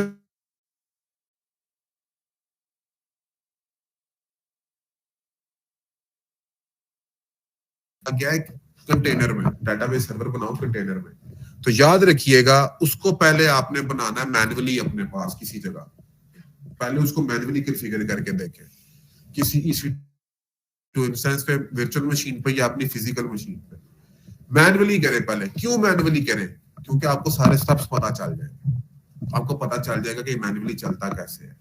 जब आप मैन्युअली चला लेंगे उसे, फिर क्या करें, अब उसको कंटेनराइज करें, क्योंकि कंटेनर में भी वही काम ही करना है आपने, समझ रहे हैं? कंटेनर में भी वही काम ही करना है आपने। मैं अगर कहूं कि मैंने एनजिनिक्स का सर्वर कंटेनर में भी चलाऊंगा, बस फर्क ये है कि कंटेनर में सिर्फ वो चल रहा होगा, वर्चुअल मशीन और चीजें भी चलती हैं, GUI चल रहा है, बैकएंड प्रोसेस चल रहा है, इसके अंदर सिर्फ आपका वेब सर्वर ही चलेगा, जो आप कहेंगे उसे चल रहा है। ये कंटेनर है बेटा, लाइट वेट वर्चुअल मशीन ही है, ठीक है, लेकिन थोड़े से डिफरेंसेस हैं। जिन लोगों ने भूल गए, मैंने लास्ट टाइम बताया था, ये मैंने बताया था वर्चुअल मशीन में ये सिमिलैरिटीज है कंटेनर में वर्चुअल मशीन में, और ये डिफरेंसेस है कंटेनर और वर्चुअल मशीन में। इसको स्टडी जरूर कर लीजिएगा, आसान ही है। आगे चलते हैं, अगली चीज आपके पास डॉकर हब या डॉकर रजिस्ट्री क्या होती है? ये वो जगह जहां पे आप इमेजेस को स्टोर करते हैं। कल मुझसे क्वेश्चन किया सर ने, जो भी अब लैपटॉप पे हम लोगों ने इमेज पुल की है, ये कहां पड़ी है बैकएंड पे? तो मैंने आपको कहा था कि सर ये आपको यहाँ पर शो नहीं करवाएगा कि बैकएंड पे किस फोल्डर में पड़ी है। पता लग गया सर कौन सा पाथ होता है? वो WSL के उसमें पड़ी होती है, मैंने इसलिए WSL पहले करवाया था आपको। लेकिन फिर भी ये कोई वे नहीं है, कोई जगह नहीं है जहां पे पड़ी होती है। एक्चुअली इमेजेस को हम लोग कहाँ रखते हैं? रजिस्ट्रीज पे। उसमें सबसे जो कॉमन रजिस्ट्री है वो डॉकर हब है। डॉकर हब एक रजिस्ट्री है जहां पे आप क्या कर सकते हो, अपनी इमेजेस को रख सकते हो, पुश करो पुल करो चल सकता है। लेकिन इसके अलावा आपके पास और रजिस्ट्रीज भी मौजूद है। एजर की अपनी है, माइक्रोसॉफ्ट एजर की, AWS की अपनी है। एजर की रजिस्ट्री जो होती है उसका नाम होता है mcr.microsoft कुछ करके, इस तरह अमेजोन की भी जो रजिस्ट्री AWS की, AWS कुछ करके उसका नाम हो रहा होता है। तो जब आप उन रजिस्ट्री से इमेज को पुल करेंगे तो आप ये नाम लिख रहे होंगे, समझ रहे हैं? एजर का भी और ये AWS का भी, ठीक हो गया। इस तरह आप लोग अपनी खुद की रजिस्ट्रीज भी बना सकते हैं।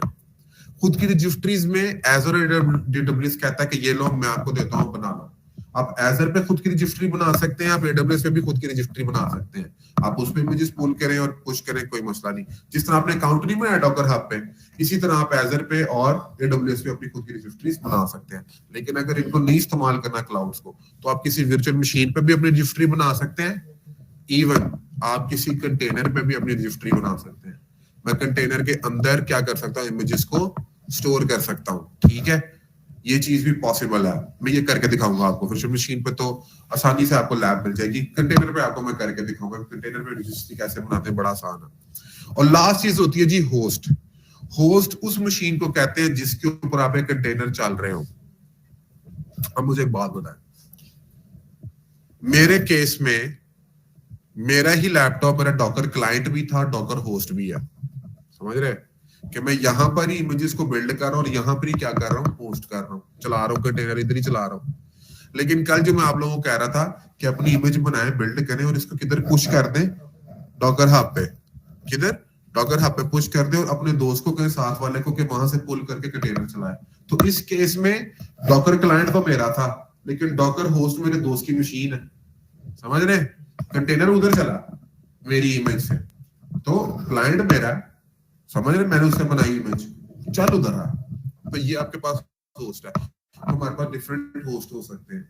आपको कंटेनर की होस्टिंग के लिए डिफरेंट क्लाउड जो है वो सर्विसेज देते हैं। AWS की पहले सर्विसेज की बात करते हैं कि वो कौन कौन सी देता है। तो ECS फारगेट पहली सर्विस है, आप वो होस्ट कर सकते हो, उस पर कंटेनर चला सकते हो। लैम्डा दूसरी है, बीनस्टॉक तीसरी है, फिर उसके बाद EC2 इंस्टेंस चौथी, इस पे भी चला सकते हो। इसके अलावा और भी है, मैंने चार बताई है। AWS आपको 4 सर्विसेज दे रहा है जिसपे आप कंटेनर चला सकते हो, डिप्लॉयमेंट कर सकते हो। इसके अलावा 5वां AWS पे आपको चीज मिल जाएगी क्यूबरनेटिस, और छठी आपको मिल जाएगी ओपनशिफ्ट क्लस्टर, ठीक है। इनके ऊपर भी आप क्या कर सकते हो, कंटेनर्स को चला सकते हो। तो आप पता लगे क्यूबरनेटिस है क्या।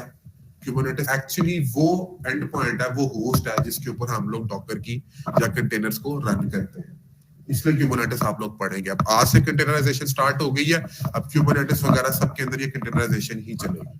आगे इसी कॉन्सेप्ट को लेकर चलेंगे। यहाँ पे कंटेनर्स को बनाना मैनेज करना देखेंगे, क्यूबरनेटिस में डिप्लॉय करेंगे कंटेनर्स को।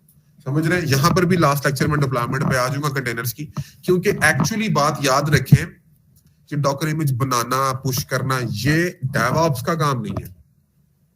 क्यों? क्योंकि कोड डेवलपर ने लिखा है, उसे बेहतर पता है उसकी कोड के अंदर क्या क्या चीजें, क्या क्या डिपेंडेंसीज है, क्या क्या लाइब्रेरीज है जो उसने डॉकर फाइल में लिखनी है, जो डॉकर इमेज में चाहिए, जो कंटेनर को चाहिए, उसे पता है, आपको नहीं पता। लेकिन हमें आना चाहिए। क्यों आना चाहिए? क्योंकि हम लोगों ने इसको डिप्लॉय करना।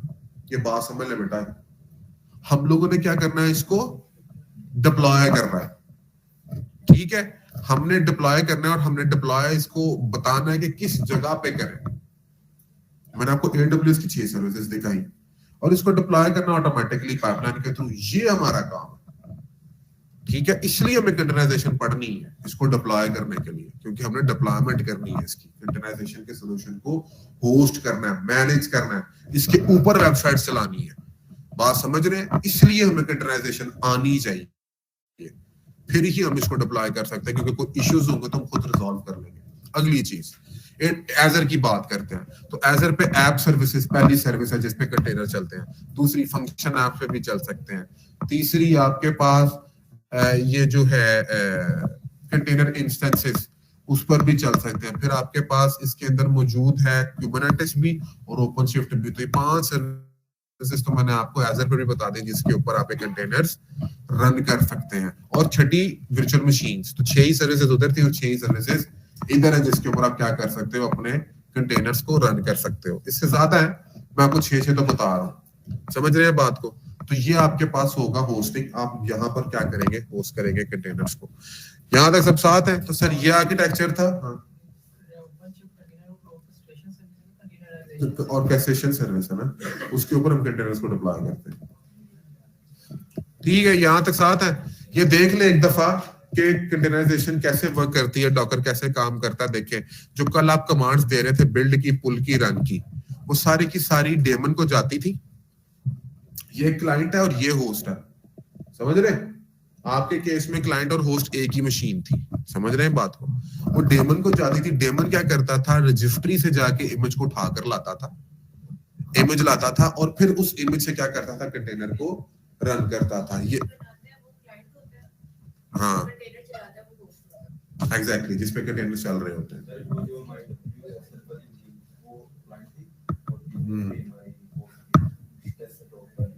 WSL दोनों के लिए चाहिए, समझ रहे हो? होस्ट के लिए भी, क्लाइंट के लिए भी, इमेज बनाने के लिए भी, क्योंकि डॉकर को चलाने के लिए आपको WSL चाहिए। जिस नासिर भाई ने बताया कि इमेजेस वगैरह वो WSL के किसी पाथ में जाकर पड़ी होती है, तो WSL चाहिए आपको। यहाँ पे विंडोज में कुछ नहीं चलता, क्योंकि याद रखिएगा कंटेनराइजेशन जो अभी तक डॉकर दे रहा है वो लिनक्स बेस्ड है।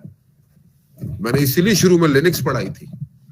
बात समझ रहे हैं? ये लिनक्स बेस्ड है, विंडोज बेस्ड नहीं है। आप कहेंगे सर हम विंडोज से कंटेनर तो चलाते हैं। सर वो जरूर चलाते हैं फ्रंट एंड पे, ठीक है, मैं उससे एग्री करता हूँ। विंडोज के एप्लीकेशन कंटेनर पे डिप्लॉय कर सकते हैं, लेकिन जो एक्चुअली डॉकर है ये लिनक्स बेस्ड कंटेनराइजेशन सॉल्यूशन है। बैकएंड पे इसके लिनक्स ही है। दूसरी चीज, एक मिनट और, डॉकर आजकल काम कर रहा है विंडोज बेस्ड कंटेनराइजेशन सॉल्यूशन का भी देने का। उसको भी सर्च कीजिएगा, उसका मेरे ख्याल से कोई वर्जन आ गया, प्रीव्यू में है, कोई वर्जन आ गया, उसको देखिएगा जरूर।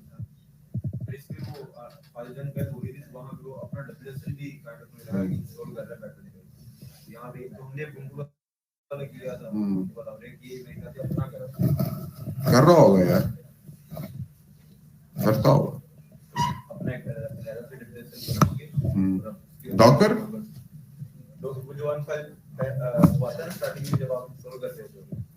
उसके साथ कंपैटिबिलिटी बना रहा था, कॉन्फ़िगरेशन कर रहा था, कर सकते नहीं। उसको रन करने के लिए आपको WSL चाहिए, मैंने इसलिए किया था। ठीक है, इंस्टॉलेशन की गाइड वैसे मैंने इंस्टॉलेशन काफी करवा दी। कल तक भी लोगों की इंस्टॉलेशन नहीं हुई थी, मैंने इसलिए लैब में दोबारा लिखा था कि इंस्टॉल कर लें। चले, अब अगर किसी ने नहीं किया तो अब उसके जिम्मे मैंने कल तक टाइम दिया था इंस्टॉलेशन का, अब मैं इंस्टॉलेशन दोबारा नहीं करवा रहा हूँ, आगे चल रहे हैं। और डॉकर लेक्चर 1 के बाद अब मैं डॉकर लेक्चर 2 पे आ रहा हूँ। ठीक है, रिवीजन में काफी टाइम लग गया पर कोई मसला नहीं। आज डॉकर को मैंने दोबारा से इंट्रोड्यूस कर दिया है, हम इसको अब थॉरली आगे चल रहे हैं। अब मैं ये एज्यूम कर रहा हूँ कि लेक्चर 1 कल तक की लैब्स आप लोगों ने कर ली है। मेरी बात जेल में रख लें, जिसने कल की लैब्स कर ली है, आप एक बात समझ लें कि मैंने कल आपको एक पूरा सर्कल डॉकर का चलवा दिया, एक किस्म का। ठीक है, सर्कल मैंने पूरा साइकिल आपको चलवा दिया। तो जिसने कल की चीज कर ली, कल की सारी लैब्स कर ली, वो समझ लें कि वो 30% 40% डॉकर को समझ चुका। ठीक है, आगे फिर हम आगे चल रहे हैं, वो तो फिर आगे आप चलते ही जाएंगे इंशाल्लाह, जितना भी आप लोग करें उतना कम होगा। टेक्नोलॉजीज इतनी बड़ी बड़ी है, लेकिन जिसने कल की लैब्स कर ली है वो समझ ले कि उसको डॉकर की जो बेसिक्स थी बड़ी अच्छे तरीके से कवर अप हो गई है, वो आगे आराम से काम कर सकता है। और जिसने नहीं की उसके मैं रिक्वेस्ट करूंगा कि कोशिश करें कि आज वो लैब्स को कंप्लीट लाजमी कर लें, ताकि आगे उनको इश्यूज ना आए।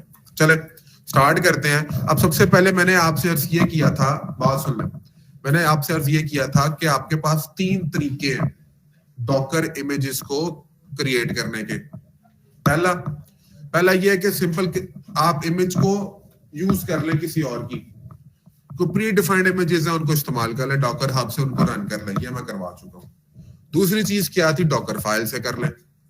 डॉकर फाइल से डॉकर बिल्डिंग कमांड देके हमने कल इमेज बनाई थी ना, ये कर सकते हैं, ये भी आपके पास अवेलेबल है। तीसरी चीज क्या, फ्रॉम कंटेनर। ये क्या चीज है, चले इसको देखते हैं। कंटेनर के अंदर जाके मैं कैसे कर सकता हूँ। ठीक है, कंटेनर के अंदर जाके फिर इसको चलाकर देखते हैं। ठीक है, चले आए जरा, मैं डॉकर को स्टार्ट कर लूं।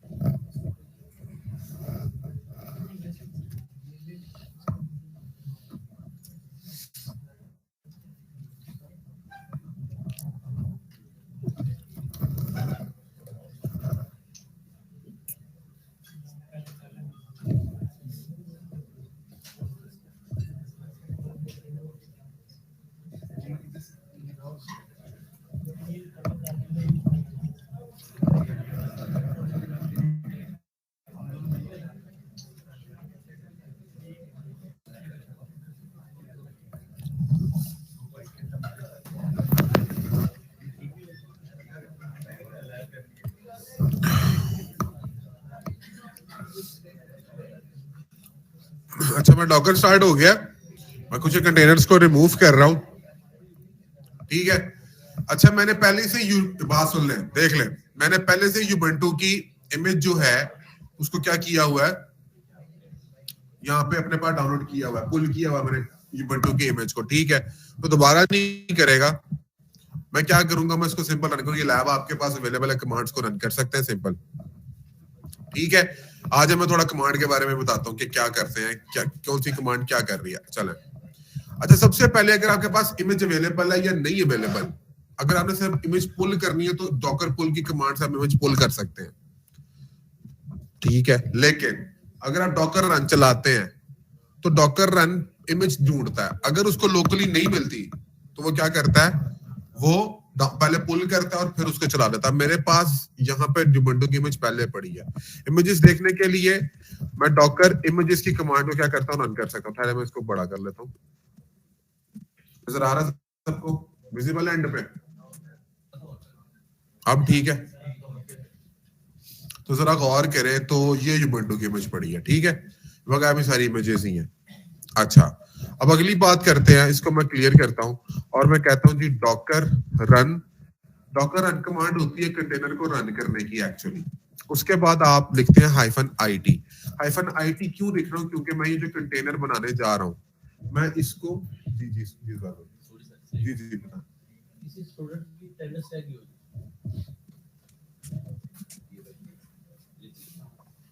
अटेंडेंस के बगैर कैंडली ऊपर ना आएगा क्लास। जहाँ पे आप घर से ऑलरेडी 45 मिनट लेट है, वहाँ पे 5 मिनट और हो जाएंगे। कॉपरेट किया करे, मेहरबानी आप टेंडर्स लगा के आए, वरना आपका आने का फायदा क्यों नहीं, एप्सन मार्क हो जाएगी आगे, एप्सन हो जाएगी। शीट जो होती है ना पेड वाली वो भी साथ साथ है, मैंने गलती लगाई हुई है, वो आपको मुझे चाहिए, तो कल ही टेंडर्स लगा के आए। कल आप आए थे? कल ही आए।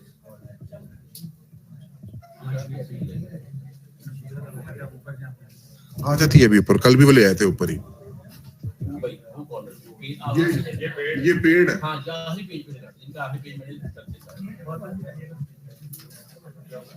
दोनों भाई लगा, पता दोनों भाई लगा, वो उनको मैं एबीसी करती हूँ पेट्रोल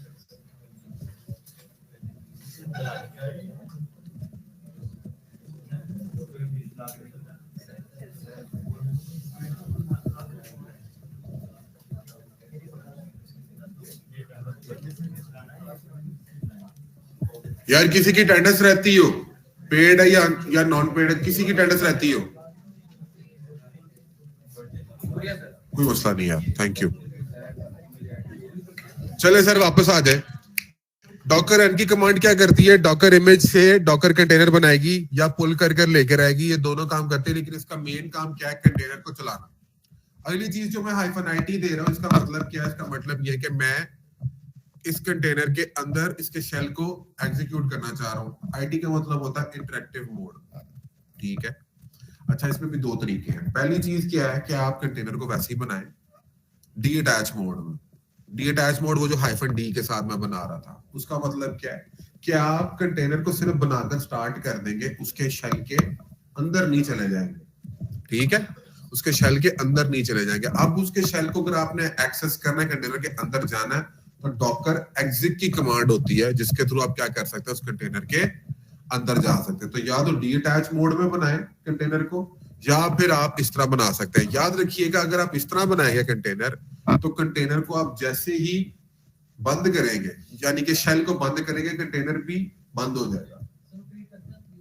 हाँ? मैं रिपीट कर रहा हूं, आपके पास दो तरीके हैं कंटेनर बनाने के, डॉकर रन की कमांड के। आप -it के साथ करेंगे ना, -it के साथ करेंगे तो ये इंटरेक्शन मोड में कंटेनर को बना देगा, चला भी देगा, और आपको कंटेनर के अंदर लॉगिन भी करा देगा। आप शेल यूज कर रहे होंगे डायरेक्टली। एक तो ये चीज है, ये समझ ले अट्रैक्टिव मोड है। लेकिन अगर आपने कंटेनर के शेल के अंदर, अच्छा इसमें एक चीज, एक इशू आएगा कि आप जैसे ही इसके शेल को बंद करेंगे, कंटेनर चलना भी बंद हो जाएगा, स्टॉप हो जाएगा। तो फिर आपको दोबारा जब उस कंटेनर को के अंदर जाना है, तो पहले आप उसको चलाना है, फिर आप जा सकते हैं, नहीं तो नहीं जा सकेंगे। दूसरी चीज आपके पास होती है कि आप इसको डी अटैच मोड में बनाएं, -d के ऑप्शन के साथ। डी अटैच मोड का मतलब क्या है, डी अटैच मोड का मतलब ये है कि कंटेनर को बना दे, चला दे, लेकिन उसके अंदर आपको लॉगिन ना करवाए। समझ रहे हैं, आपको उसके अंदर नहीं लेकर जाएगा, शेल नहीं खोलेगा, बात समझ रहे हैं। तो वो होता है डी अटैच मोड। कंटेनर को आप -d के साथ बना सकते हैं, मैंने पहले बनाकर दिखाया था, आगे वो ही बनाएंगे। अभी फिलहाल मैं आईटी वाला काम करवाता हूं आपको। अब उसका फायदा क्या, उसका फायदा ये कि कंटेनर चलता रहेगा, आप शेल में नहीं है। लेकिन अगर आप उसके शेल को यूज करना है, तो उसमें फिर आप एग्जिट की कमांड चलाते हैं या अटैच की कमांड चलाते हैं, जिससे आप क्या करते हैं, उस कंटेनर के अंदर जा सकते हैं। जब फिर आप उसके कंटेनर के अंदर जाते हैं और उसको कमांड वगैरह देते हैं, अगर आप उससे एग्जिट भी कर जाए, तो तब भी कंटेनर बंद वो नहीं होता। बस ये दोनों में फर्क है, ठीक है। तो करके देखिएगा क्या आता है, ठीक है। अच्छा जी, -it, उसके बाद -नेम, ये तो पता लग गया होगा, ये कंटेनर का नाम होता है, ठीक है। मैं लिख रहा हूं माय ubuntu कंटेनर, ठीक है। और इसके बाद आपने इमेज का नाम देना होता है, जो इमेज, जिस इमेज से आप कंटेनर को बनाना चाह रहे हैं, इमेज का नाम देना होता है। तो मेरी इमेज का नाम था जी ubuntu। और इसके बाद अगर मैं एक इंटरेक्टिव मोड में जा रहा हूं, तो मुझे इंटरेक्टिव मोड के अंदर बताना भी है कि मैं शेल कौन सा इस्तेमाल करूंगा, समझ रहे। तो ये कमांड इस तरह से बनी हुई है। चले तो मैं यहां पर /bin/bash कर देता, इसके बाद भी स्लैश है नहीं, बस ठीक है, ऐसे ही है। तो ये ले, अब ये कंटेनर बनाया भी है इसने, उसको स्टार्ट भी किया है, और ये गौर करे, ये मैं उसके शेल के अंदर चला गया हूं, मैं इधर अपनी प्रॉम्प्ट पे विंडोज वाली पे नहीं खड़ा। मैं किधर हूं? मैं इस कंटेनर के अंदर हूं। अब इसको देखेंगे कंटेनर किधर बना है, तो जरा इधर आके हम लोग ग्राफिकली देख लेते हैं। ये कंटेनर बना है, वहां ये Ubuntu कंटेनर मैंने नाम दिया था इसका, यहाँ से चल गया।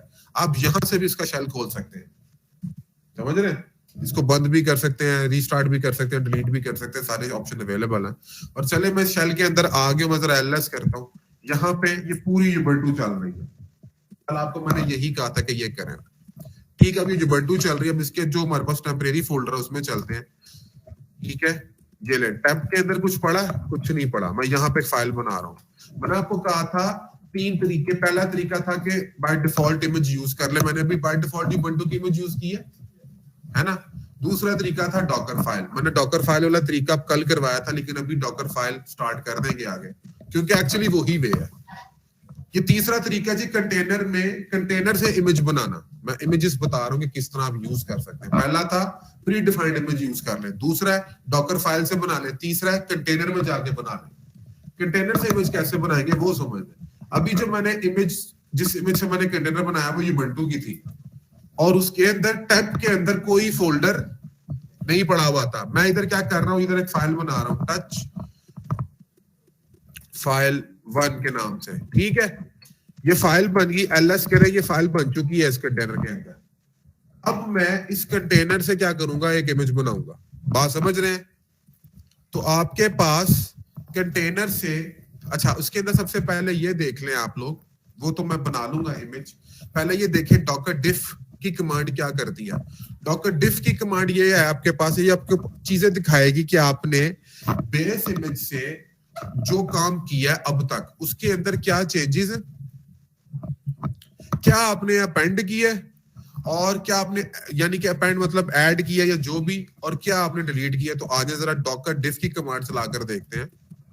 डॉकर, सॉरी ठीक है, ये इधर नहीं चलेगी, ये बाहर जाकर चलेगी। ठहरे, मैं यहाँ पर इसको एक और प्रॉम्प्ट खोल रहा हूँ, क्योंकि अगर इसके मैं बाहर चला गया तो मैं कंटेनर बंद हो जाएगा, यूज नहीं कर सकूंगा। तो चले मैं डॉकर, इसको मैं बड़ा कर लेता हूँ। डॉकर डिफ कंटेनर का नाम क्या था, माई, ठीक है? गौर करें, उसने कहा आपने, सी का मतलब है जी चेंज, ए का मतलब है ऐड या अपेंड, और डी का मतलब था डिलीट।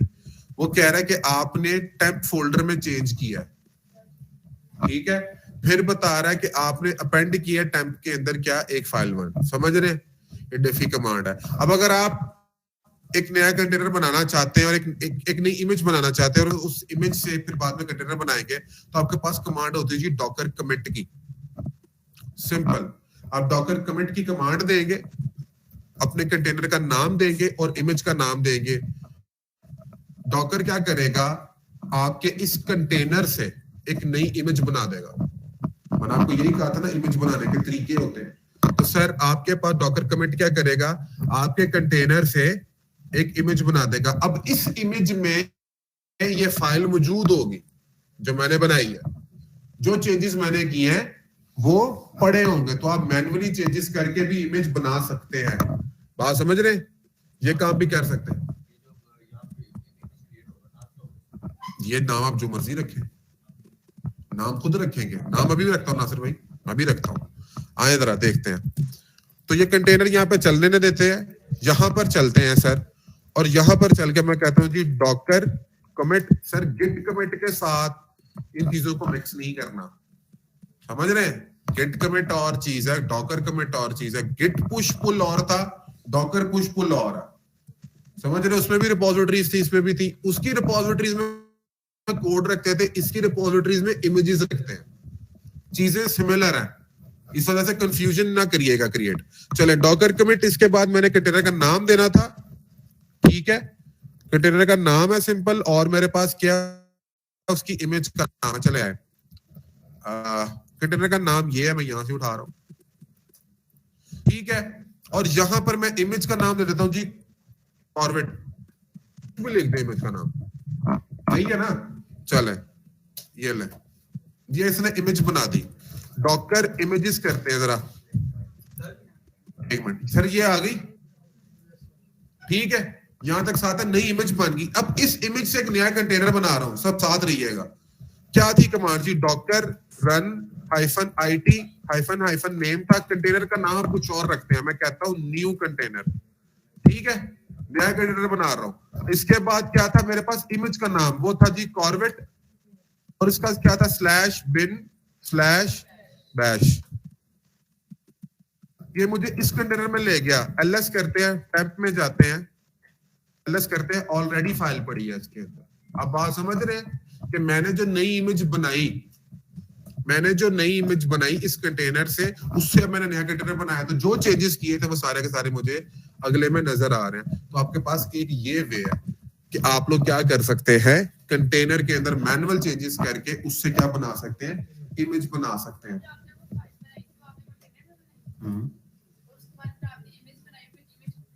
कंटेनर बनाया उस इमेज से, एग्जैक्टली उससे नया कंटेनर बनाया।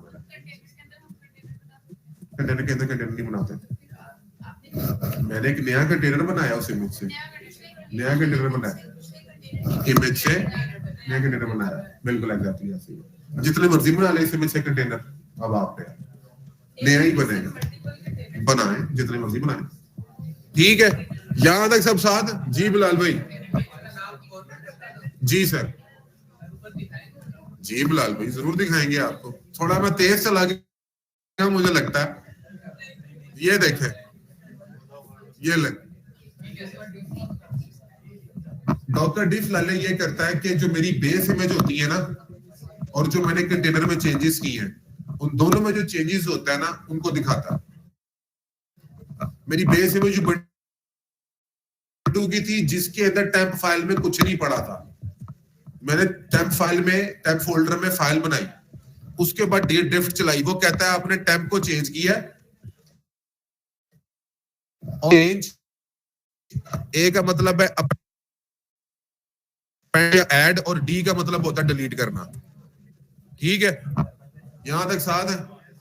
चले काम करते हैं, इधर आए सर इधर आए, आ जाए वापस आ जाए। ये कौन सा चाहिए? पहले वाला था, ये वाला है। अब मैं क्या करने लगा हूं सर जी, ये देखिएगा जरा, आप देखिएगा, मैं आपको बता रहा हूं, जरा गौर करिएगा। ये है ना, मैं लिखता हूं जी RM फाइल 1, क्या चले, मैं एक और खोल रहा हूं टर्मिनल, इस कंटेनर को चलने देते हैं जरा। इधर मैं देता हूं गेट डिफ की कमांड, और सॉरी गेट नहीं, डॉकर डिफ की कमांड, गेट डिफ भी होती है, मैंने गेट डिफ भी करवाई थी आप लोगों को, ठीक है। डॉकर डिफ की कमांड आ गई, डॉकर डिफ आ गई, और डॉकर डिफ के अंदर मैंने किस कंटेनर का नाम देना, इस वाले का क्या नाम था इसका? न्यू CO, ठीक है। इसके अंदर डी आएगा, क्यों? मैंने फाइल डिलीट की है। इसकी बेस इमेज कौन सी है? इसकी बेस इमेज वो है जो कि मैंने कंटेनर से नहीं बनाई थी, इसकी बेस इमेज में फाइल मौजूद थी सर। ये चीज को ज़हन में रखिएगा, ये मत समझ लीजिएगा इसने फिर से वो ही उबंटू वाली से कंपेयर करना, नहीं। इस कंटेनर की बेस इमेज वो है जो मैंने दिया 22 दफा चेंज करके। ये इमेज लेयरिंग का कॉन्सेप्ट बड़ा इंपॉर्टेंट है, मैं अभी सेट करने लगा हूं आप लोगों को ये कॉन्सेप्ट। ये कॉन्सेप्ट की वजह से है कि जी पसंद है, हाँ नहीं, सिर्फ ये वाली जो मैंने अभी दी है, ये बेस इमेज है, ये कंसीडर की जा रही है बेस इमेज। मैं अभी इस कॉन्सेप्ट पे आता हूँ, ये बहुत इंपॉर्टेंट कॉन्सेप्ट है। फिर किसी का कोई क्वेश्चन? सर ऑनलाइन वालों के क्वेश्चन मैंने फाइल बनाई है बेटा, आप कोई कुछ भी करें चेंज। कल मैंने काम करवाया था आपको कि एंजिनिक्स, सुने बात सुने, इंपॉर्टेंट है। कल मैंने काम करवाया था कि एंजिनिक्स की इमेज से क्या किया था, बनाया था ना कंटेनर, और उसको जब हिट करते थे क्या लिखा आता था? Welcome to nginx. मैंने कहा था इसको बदले लेकिन डॉकर फाइल से। कल नुमान भाई वगैरह ने ये काम किया था आप लोगों ने, कि इन्होंने क्या किया था, मैंने कहा सर हम डॉकर फाइल से नहीं बदलते, हम कंटेनर में जाके क्या मैन्युअली ना बदल ले, कर सकते हैं ना, तो वो तो मैं टेम्प में नहीं करता। और कल मेरे भाई मुझसे पूछ रहे थे कि सर इसका वो क्या होता है, पाथ क्या होता है कंटेनर में, तो यार वो USR फोल्डर में होता है, VAR में नहीं होता। USR में फिर वो शेयर में जाके फिर उसके अंदर जाकर होता है। तो ये 5 ना देखने पड़ेंगे, ये मुझे पता है, लेकिन ये रन टाइम पे आप लोग देख के कर सकते हैं, उतना मुश्किल नहीं है, गूगल पे मिल जाएगा सारा कुछ। अपाची में होता है भी यार, हाँ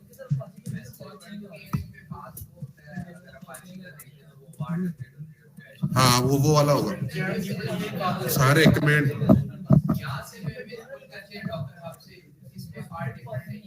यार इमेजेस में हो सकते हैं ना पार्ट डिफरेंट, मैं आपको वही तो कह रहा हूँ, AWS की इमेजेस में हो सकता है कुछ मुख्तलिफ हो, उन्होंने बनाई है, उन्होंने उसको सेट किया हुआ है, तो इसलिए आप लोग उसको देख लीजिएगा एक दफा, ठीक है।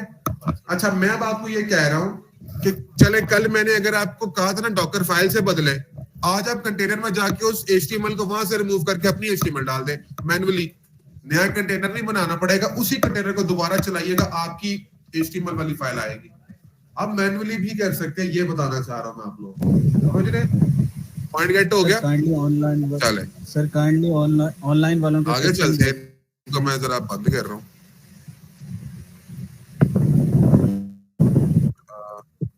बंद नहीं हो रहा सर, ऑनलाइन वालों के क्वेश्चन देख लें। चले गुड हो गया, मैं ये कंटेनर्स को रिमूव कर रहा हूँ। जी सर मुझे समझ नहीं आ रहा क्या कह रहे हो? हाँ हमें बताइए। हाँ हाँ हाँ हाँ हाँ समझ रहे हो? इमेज बनाने के तरीके बता रहा हूँ सर। अब इमेज बनाने का तरीका आपको पता लग गया, कंटेनर से भी कर सकते हैं, अभी आप कर सकते हैं, ये सारी लैब यहाँ पर मौजूद है, ये लैब करके देखिएगा। अगली चीज जो है वो क्या है कि हमारे पास हम डॉकर फाइल इस्तेमाल करेंगे। जो एक्चुअल वे होता है इमेज बनाने का वो है जी डॉकर फाइल। मैंने एक छोटी सी एग्जांपल आपको कल इंजीनियरिंग की करवाई थी, ठीक है? तो अब डॉकर फाइल को जरा डिटेल में देखते हैं और इसकी एग्जांपल्स करते हैं कि किस ना किस की एग्जांपल्स है। आगे जरा डॉकर फाइल एक सिंपल टेक्स्ट फाइल होगी, ये मेरी बात ज़हन में रख लें, लेकिन विंडोज वाली नहीं, लिनक्स वाली। विंडोज वाली टेक्स्ट फाइल की एक्सटेंशन होती है .txt, लिनक्स वाली जो टेक्स्ट फाइल होती है उसकी कोई एक्सटेंशन नहीं होती, ये बात ज़हन में रखिएगा। तो डॉकर फाइल जो होगी ये टेक्स्ट फाइल होगी, लेकिन लिनक्स वाली इसकी एक्सटेंशन txt मत रखिएगा। दूसरी बात, डॉकर फाइल का नाम हमेशा डॉकर फाइल ही होगा विद डी कैपिटल। आप इसकी नेमिंग कन्वेंशन खुद से नहीं कर सकते, ये लाजमी इसी नाम से होगी डॉकर फाइल, ठीक है? डी कैपिटल ही रखेंगे, इसको चीज को ज़हन में रखिएगा। इसके अंदर आप इंस्ट्रक्शंस देंगे, ठीक है? बात समझ रहे हैं? और उसके बाद फिर उस फाइल से आप लोग बना सकते हैं इमेज को, वो देखते हैं बाद में डॉकर बिल्ड की कमांड कैसे देख के बनाते हैं, ठीक है? याद रखिएगा डी कैपिटल रखिएगा हमेशा, सही है? अच्छा, और इमेजेस बाद में से बना लेंगे। अब इसके अंदर डॉकर फाइल कंपोनेंट्स क्या क्या होते हैं? अच्छा, इसके अलावा कंपोनेंट्स भी हैं जो मैं ये यहाँ पे करवा रहा हूँ, इसके अलावा भी आपको कोई एक आधी चीज मिल जाएगी। मैं वो भी नहीं कर रहा क्योंकि वो आगे एडवांस लेवल की चीजें हैं, तो मैं भी वो आपको समझा नहीं पाऊंगा, तो वो आहिस्ता आहिस्ता देख लेंगे आगे कहीं पे अगर आती है, नहीं तो आप बाद में सर्च कर सकते हैं। अभी जो ये आपके पास बेसिक्स जो कंपोनेंट्स है इनको देख ले, क्योंकि आपका ज्यादातर काम इन्हीं से ही चलेगा, सबसे ज्यादा इन्हीं कामों से आपका सारा काम चल रहा होगा। देख लें कैसे क्या चीजें इनके अंदर। आगे जरा, मेरे पास सबसे पहले होता है जी फ्रॉम। सबसे पहले होता है सर मेरे पास क्या? फ्रॉम। डॉकर फाइल के अंदर सबसे पहली कमांड आपकी फ्रॉम की होगी। एक बात याद रखिएगा, ये जितनी आपके पास कमांड्स हैं, फ्रॉम, रन, मेंटेनर, ये सब कैपिटल लेटर्स में होंगी। ये इसका सिंटैक्स है, स्मॉल में मत कीजिएगा। ये जितने कल वाला काम है डॉकर फाइल वाला, डॉकर फाइल में मैंने फ्रॉम और कॉपी लिखा था ना, बिल्कुल एग्जैक्टली। तो ये जितने भी हैं ये क्या होंगे? कैपिटल लेटर्स होंगे। फ्रॉम, रन वगैरह, सीएमडी वगैरह ये सारे कैपिटल लेटर्स में होंगे, ठीक है? पहली बात। दूसरी बात, फ्रॉम आपकी स्टार्ट होगा जी फाइल का, समझ लें एक किस्म का। अब ये फ्रॉम करता क्या है? ये बेस इमेज है। ये बेस इमेज के बारे में बताएगा कि आप लोगों ने कौन सी इमेज यूज करनी है एज अ बेस। अब ये बेस इमेज क्या होती है और ये बकाया चीजें क्या होती है, तो पहले इमेज लेयर्स का कॉन्सेप्ट समझते हैं, फिर अगली बात करते हैं। अब जरा बात समझें। मैंने एक वेब सर्वर बनाना था। मैंने सबसे पहले क्या किया, एक EC2 इंस्टेंस लिया, वर्चुअल मशीन ली AWS से, उसके ऊपर युबंटू की इमेज इंस्टॉल की, ये पहली इमेज आ गई, ये क्या है मेरी बेस इमेज।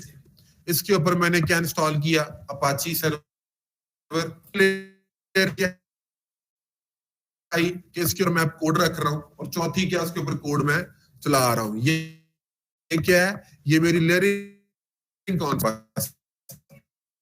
इसी तरह की लेयर्स आपके पास कंटेनर में होगी। हाँ। हाँ। अब आए ना बात समझे जरा। अब कंटेनर जब आपने बनाना है, आपने यही लेयर वाला कॉन्सेप्ट को फॉलो करना। अल्हम्दुलिल्लाह। अच्छा, क्या मतलब इसका? सबसे पहले आप बेस इमेज बताएंगे, आपकी बेस कौन सी होने वाली है। बेस इमेज फॉर एग्जांपल युबंटू, ठीक है। युबंटू के ऊपर कौन सा सर्वर, अपाची। अपाची के ऊपर कौन से कोड, ये वाला कोड, उसके ऊपर कौन सी कमांड रन करनी है, ये वाली। तो ये आपके पास लेयर्स बन जाती है। ये देखें, यही लेयर्स को मैंने यहाँ पे डिफाइन किया। लेकिन यहाँ पे थोड़ी सी एक चीज मजेदारी वाली भी है। वो क्या, मैंने आपको एनजिनिक्स करवाया और मैंने कहा था कि एनजिनिक्स की एक्चुअली जो बेस होती है वो उन्होंने पीछे लिनक्स ही दी होगी। आप एनजिनिक्स का कंटेनर को उसके शेल में जाकर देख लें, आपको लिनक्स ही नजर आएगी। लेकिन आप कहेंगे सर हम लोगों ने तो सिंपल फ्रॉम इस्तेमाल किया था एनजिनिक्स, ऐसे ही है ना, हमने कोई युबंटू तो नहीं चलाई पीछे, तो ये लिनक्स कैसे आ रही है इसके अंदर? बात समझ रहे हैं? अब मेरा पॉइंट जरा फॉलो करें। जो मैंने भी काम किया था, मैंने पहला कंटेनर किससे बनाया था, युबंटू से। दूसरा कंटेनर मैंने अपनी इमेज से बनाया था। तो मेरी इमेज की बेस इमेज क्या थी, युबंटू थी। लेकिन मैंने उसमें चेंजेस कर दिए, कमांड कुछ चेंजेस किए तो वो इमेज बन गई। अब जो अगला कंटेनर मैंने बनाया उसमें मैंने फाइल डिलीट की, तो उसने मुझे चेंजेस दिखाए कि तुमने डिलीट कर दी, उसने बेस इमेज तो पकड़ी ही नहीं, उसने युबंटू पकड़ी नहीं। तो ये चीज ध्यान में रखें, जब आप ये लेयरिंग के कॉन्सेप्ट से इमेजेस को सेट कर लेते हैं तो याद रखिएगा जो मेरी इमेज बनी थी वो एज अ बेस इमेज अगले कंटेनर को मैं दे सकता हूं। तो इससे मैं इमेज के साइजेस को स्क्वीज कर लूंगा, बजाय इसके कि मैं पहले युबंटू पकड़ूं फिर उसके ऊपर एनजिनिक्स इंस्टॉल करूं। तो मेरे पास डायरेक्ट एनजिनिक्स की इमेज पड़ी है जिसको मैं बेस इमेज इस्तेमाल कर सकता हूं। उसके अंदर पीछे बैक एंड पे उसके डेवलपर ने, उस इमेज के डेवलपर ने युबंटू, सेंटोस जो मर्जी इस्तेमाल किया हो, लेकिन मुझे एनजिनिक्स एज अ बेस इमेज मिल रही है। मैं अपने कंटेनर में एक इमेज की लेयर कम कर सकता हूं। बात भी करेंगे, आपके पास इमेजेस के साइजेस बहुत बड़े बड़े हो जाएंगे। कंटेनर इंस्टेंस, कंटेनर जिफ्ट्री में उसको स्टोर करने पे आपको पैसे भी पड़ेंगे। जितना इमेजेस के साइज रखेंगे कंटेनर जिफ्ट्री में, पैसे नहीं पड़ेंगे आपको, पढ़ रहे होंगे। तो फिर क्या करेंगे, तो फिर आप इमेजेस के साइज को स्क्वीज करने की कोशिश करेंगे। बात समझ रहे हैं? आप अपनी इमेजेस के साइज को स्क्वीज करते हैं, और वो कैसे कर सकते हैं, थ्रू लिमिट लेयरिंग कॉन्सेप्ट के बजाय इसके कि मैं युबंटू और फिर उसके ऊपर करूं एनजिनिक्स, तो मैं एनजिनिक्स को as a base image use कर रहा हूं। बजाय इसके कि मैं पहले युबंटू करूं उसके ऊपर नोड जेएस चलाऊं, मैं नोड जेएस की बेस इमेज इस्तेमाल कर रहा हूं या लैम्डा की बेस इमेज इस्तेमाल कर रहा हूं। बात समझ रहे हैं? ये आपके पास लेयरिंग का कॉन्सेप्ट है। तो सबसे पहले आप देते हैं जी फ्रॉम। फ्रॉम आपकी क्या होगी, बेस इमेज बताएगी। या तो इस तरह करें फ्रॉम युबंटू, तो बेस इमेज क्या हुई, युबंटू। अब आगे आप क्या कर सकते हैं, रन एनजिनिक्स, जिस तरह एनजिनिक्स चलाते हैं, या रन अपाची, जिस तरह आप अपाची इंस्टॉल करते हैं, फिर आप अगली कमांड देते जाएंगे जिस तरह आप वर्चुअल मशीन में करते हैं। ठीक है,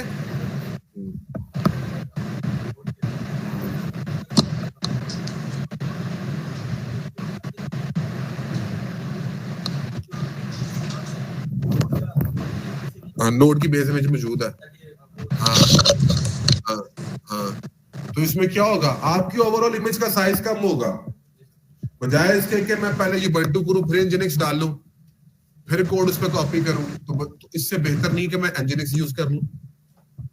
बात समझ रहे हैं? तो मेरे पास साइज कम होगा इमेजेस का, मेरी इमेज का अपनी कंटेनर में जो चलेगी उसका साइज कम होगा। तो ये लेयरिंग का कॉन्सेप्ट है। डॉकर फाइल के अंदर ही सेट कर रहा हूं। आज जरा जरा गौर करते हैं डॉकर फाइल के ऊपर अब। और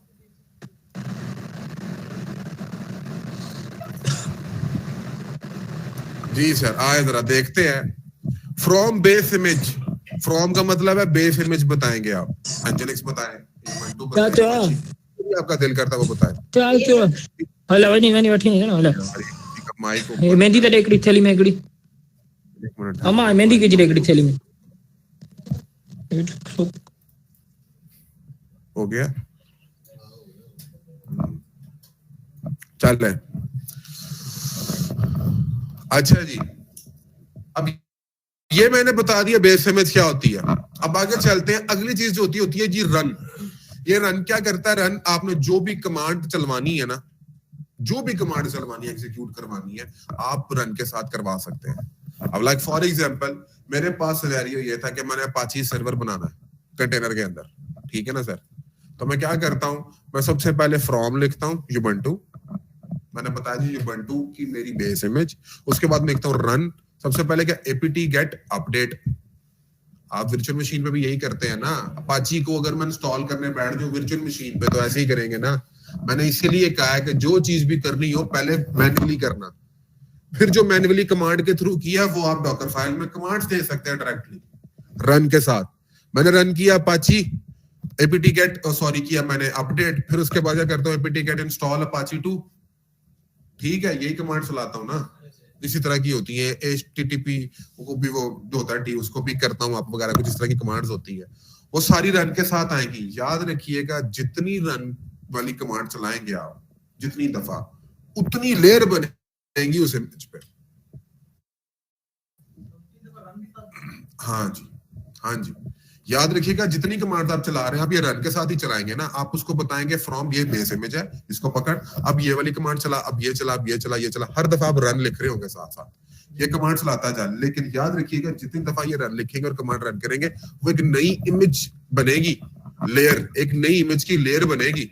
बात समझ लीजिएगा, तो जितनी लेयर्स हुई उतनी इमेज का साइज ज्यादा। हाँ? करके देख लीजिएगा, कर सकते हैं।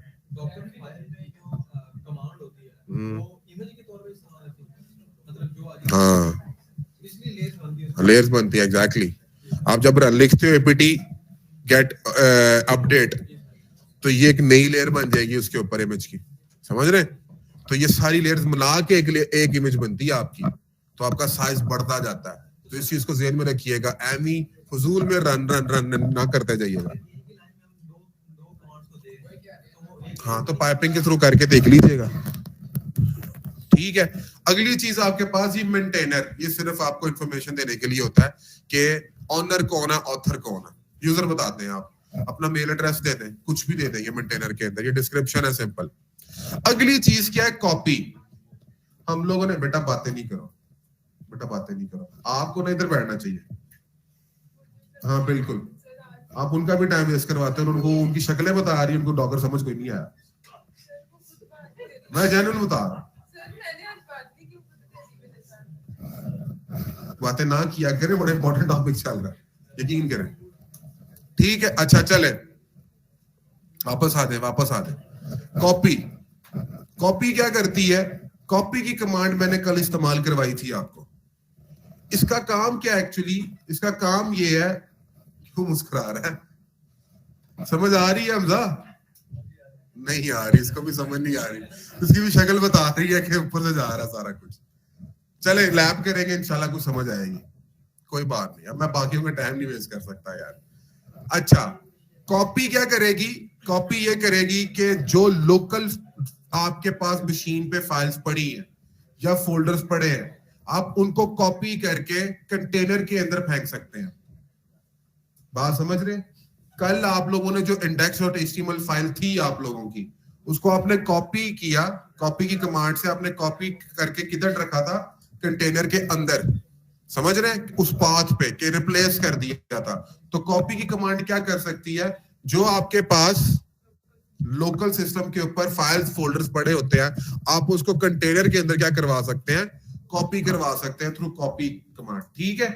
ये कॉपी का काम है। अगली चीज है ऐड। आपके पास, सर मैं दोबारा कर देता हूं। कॉपी की कमांड क्या करती है? जो लोकल सिस्टम में आपके पास फाइल्स और फोल्डर्स पड़े होते हैं, उसको उठाकर कंटेनर के अंदर जिस भी पाथ पे आप रखवाना चाहते हैं कंटेनर के अंदर, वो रखवा सकते हैं। ये कॉपी है। हाँ एग्जैक्टली, मैंने कल किया था इसको, कल लैब में किया आपने। गुड। बहुत अच्छे। मेंटेनर सिर्फ ऑथर के बारे में बताती है इंफॉर्मेशन। अब अपना ईमेल दे दें इधर, ऑथर का पता चल जाएगा कौन है ऑथर। आगे चले सर, अगली चीज देखें। अगली चीज क्या है? एड और कॉपी में फर्क, और ये इंटरव्यू का बड़ा एक हॉट क्वेश्चन है। एड और कॉपी में फर्क बताएं। एड क्या करती है? एड ये करती है कि outside your local system, internet की दुनिया में अगर कोई चीज को ऐड करवाना है, कोई फाइल वहां से लेकर आनी है, गेट से लानी है, डॉकर ऐप से लानी है, कहीं से लानी है, तो आप क्या कर सकते हैं? ऐड की कमांड इस्तेमाल कर सकते हैं। ऐड और कॉपी में फर्क ही सिर्फ ये है, ऐड कॉपी वाला काम भी करेगी, ऐड लोकल सिस्टम से भी उठाकर लेकर आएगी, लेकिन इसका एक एडिशनल फीचर है कि ये बाहर इंटरनेट से अगर कोई चीज को ऐड करना चाहते हैं तो आप वो भी कर सकते हैं। समझ रहे? ठीक हो गया। कॉपी सिर्फ लोकल सिस्टम की करेगी, यहां तक साथ है। अब अगली चीज आ गई जी, एक्सपोज। हाँ, वो तेरा करना पड़ता है, वो सिंटैक्स देख लेंगे। अगली चीज क्या है सर आपके पास? एक्सपोज।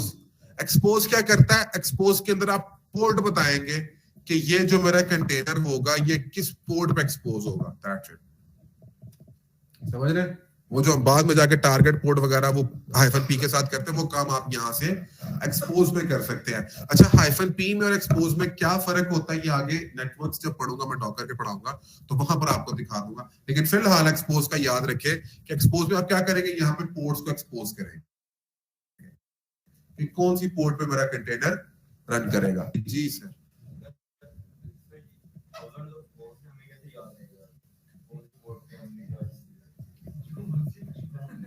यार मैं खुद दे रहा हूँ पोर्ट, मैन्युअली दे रहा हूँ भाई, जो मर्जी दे भाई, तेरी मर्जी है। खुद डिफाइन करनी है तो इसमें याद रखने वाली कौन सी बात है? ज्यादातर जो पोर्ट्स होती है चलती है ना, देखो पहले तो प्रोटोकॉल्स की पोर्ट है 80, ये वगैरह तो पता है ना। आपने जो एप्लीकेशंस बनानी है कंटेनर, उनकी पोर्ट से देना 80, 81, 80, 82, 80, 83, 80, 84 इस तरह की रख लेना। मैंने आपको बता दिया, अब आपने यही रखनी है, ठीक है? यही चल जाएगी। हाँ, 8000 रख लो, 3000 की लाइन में रख लो यार, ये सारी चल जाती है, कुछ नहीं होता।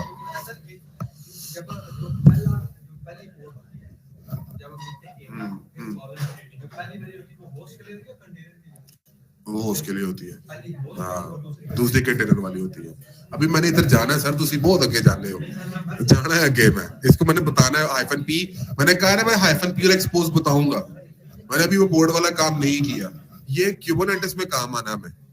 देखो पता है क्या, अभी अगर मैं कंटेनर यहाँ पर डिप्लॉय करूंगा ना तो इसका कोई सेंस नहीं है -p के साथ, वो काम यूज ही नहीं होना। एक्चुअली ये काम मैंने YAML से मैनेज करना, डॉकर फाइल से मैनेज करना। जब मैं क्यूबरनेटिस में YAML लिखूंगा तो मैं वहां पे बताऊंगा ये टारगेट पोर्ट है कंटेनर की। बात समझ रहे? मैं सेट कर दूंगा उसको, बेफिक्र रहे। आगे आ जाए सर, वर्किंग डायरेक्टरी क्या करती है? देखिए, जब भी कंटेनर चलेगा, जब कंटेनर चलेगा तो कंटेनर के अंदर कोई एक डायरेक्टरी को सिलेक्ट कर सकते हैं हम लोग इस कमांड से। कि जिस तरह मैंने अभी क्या किया था, टेम्प फोल्डर में गया था ना, तो मैं अपनी वर्किंग डायरेक्टरी क्या कर सकता हूं? टेम्प सेट कर सकता हूं यहाँ पे कि इस वर्किंग डायरेक्टरी में ये चीजें हो रही हो। समझ रहे? इस वर्किंग डायरेक्टरी में कोड जाए। बात समझ रहे? ठीक हो गया। अच्छा मेरी बात सुने, ज्यादातर क्या, हमेशा हम लोग अपनी गिट की जो रिपोजिटरी होती है कोड वाली, उसके अंदर ये डॉकर फाइल लिखते हैं, उधर देते हैं।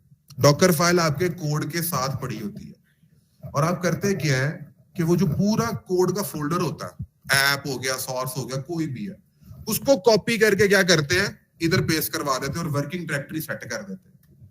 ये काम करते हैं तो इस तरह क्या होता है, एक्चुअली आपका पूरा कोड वो गिट से उठ के किधर आता है? कंटेनर के अंदर। बात समझ रहे? तो ये कॉपी और वर्किंग डायरेक्टरी इसलिए इस्तेमाल करते हैं कोड को सेट करने के लिए। और अब जिस तरह आपको सर्वर्स का पता है ना, सर्वर्स का अपाची में किधर कोड रखते हैं, एनजिनिक्स में किधर कोड रखते हैं, जिनको नहीं पता वो हम जब सर्वर्स करेंगे तो पता लग जाएगा किधर कोड रखते हैं। तो सिंपल आप वो वर्किंग डायरेक्टरी सेलेक्ट कर सकते हैं।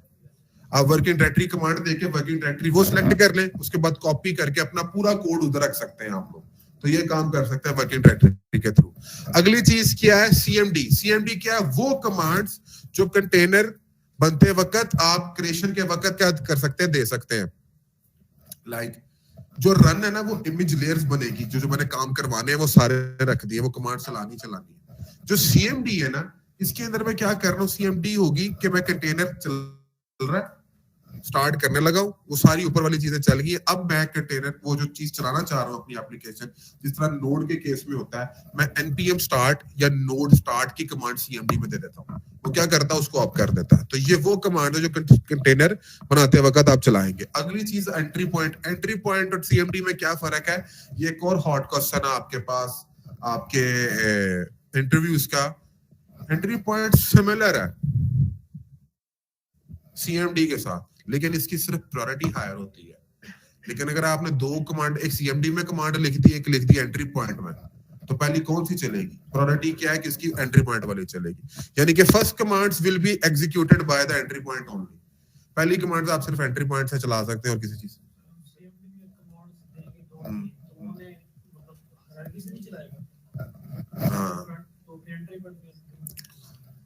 एंट्री पॉइंट की प्रायोरिटी है ना यार। फर्स्ट कमांड्स वो कह रहा है कि जो भी होगी वो एग्जीक्यूट होगी एंट्री पॉइंट के थ्रू सिर्फ।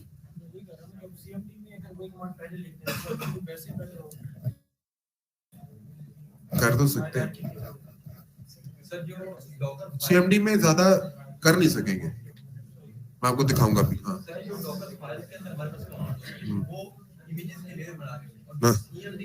ये एक्चुअली स्टार्ट करता है उसे, उसको उसको चलाएगा। दो तीन दे नहीं सकेंगे ना, वो एक ही कमांड ही होगी। हाँ क्या सीएमडी में रन में यार, रन में जो काम करोगे ना आप, ये एक्चुअली कंटेनर के अंदर चीजें चल रही होंगी, और बैक एंड पे जहां से हमने कंटेनर को स्टार्ट करना है वो आपके पास सीएमडी होता है। अभी एग्जांपल दिखाता हूं तो समझ आ जाएगी। ठीक है, अभी समझा देता हूं इसको, बेफिक्र है। अगली चीज आपके पास होती है एनवायरनमेंट वेरिएबल और एआरजी।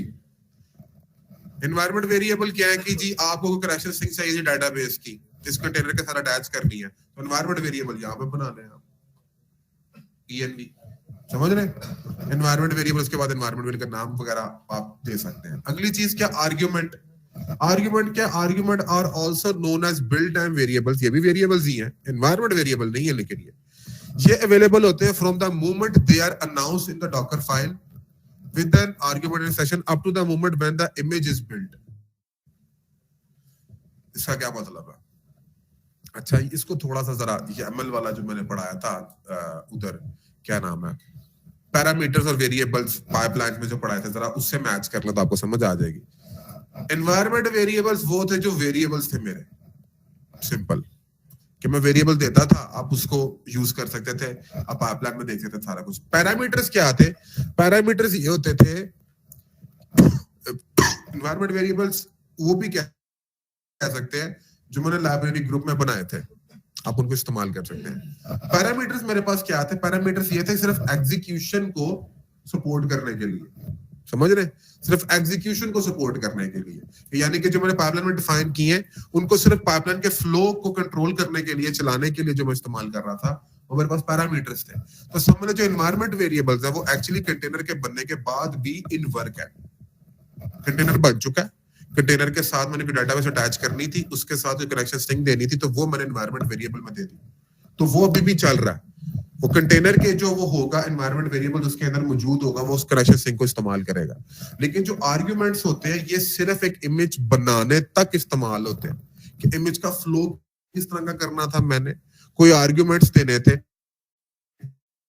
देखिए कि सीएमडी की कमांड्स है, मैंने उसके अंदर आगे आर्ग्यूमेंट्स नहीं देने, कोई दे सकता हूं ना यार, कोई वेरिएबल दे सकता हूं ना कि अगर ये चीज हो तो ये कमांड चल जाए, समझ रहे, इस तरह से दे दूंगा। तो सिर्फ उसकी एग्जीक्यूशन के लिए, इमेज को डायनामिक बनाने के लिए, डायनामिकली क्रिएट करने के लिए आप आर्गुमेंट इस्तेमाल करते हैं।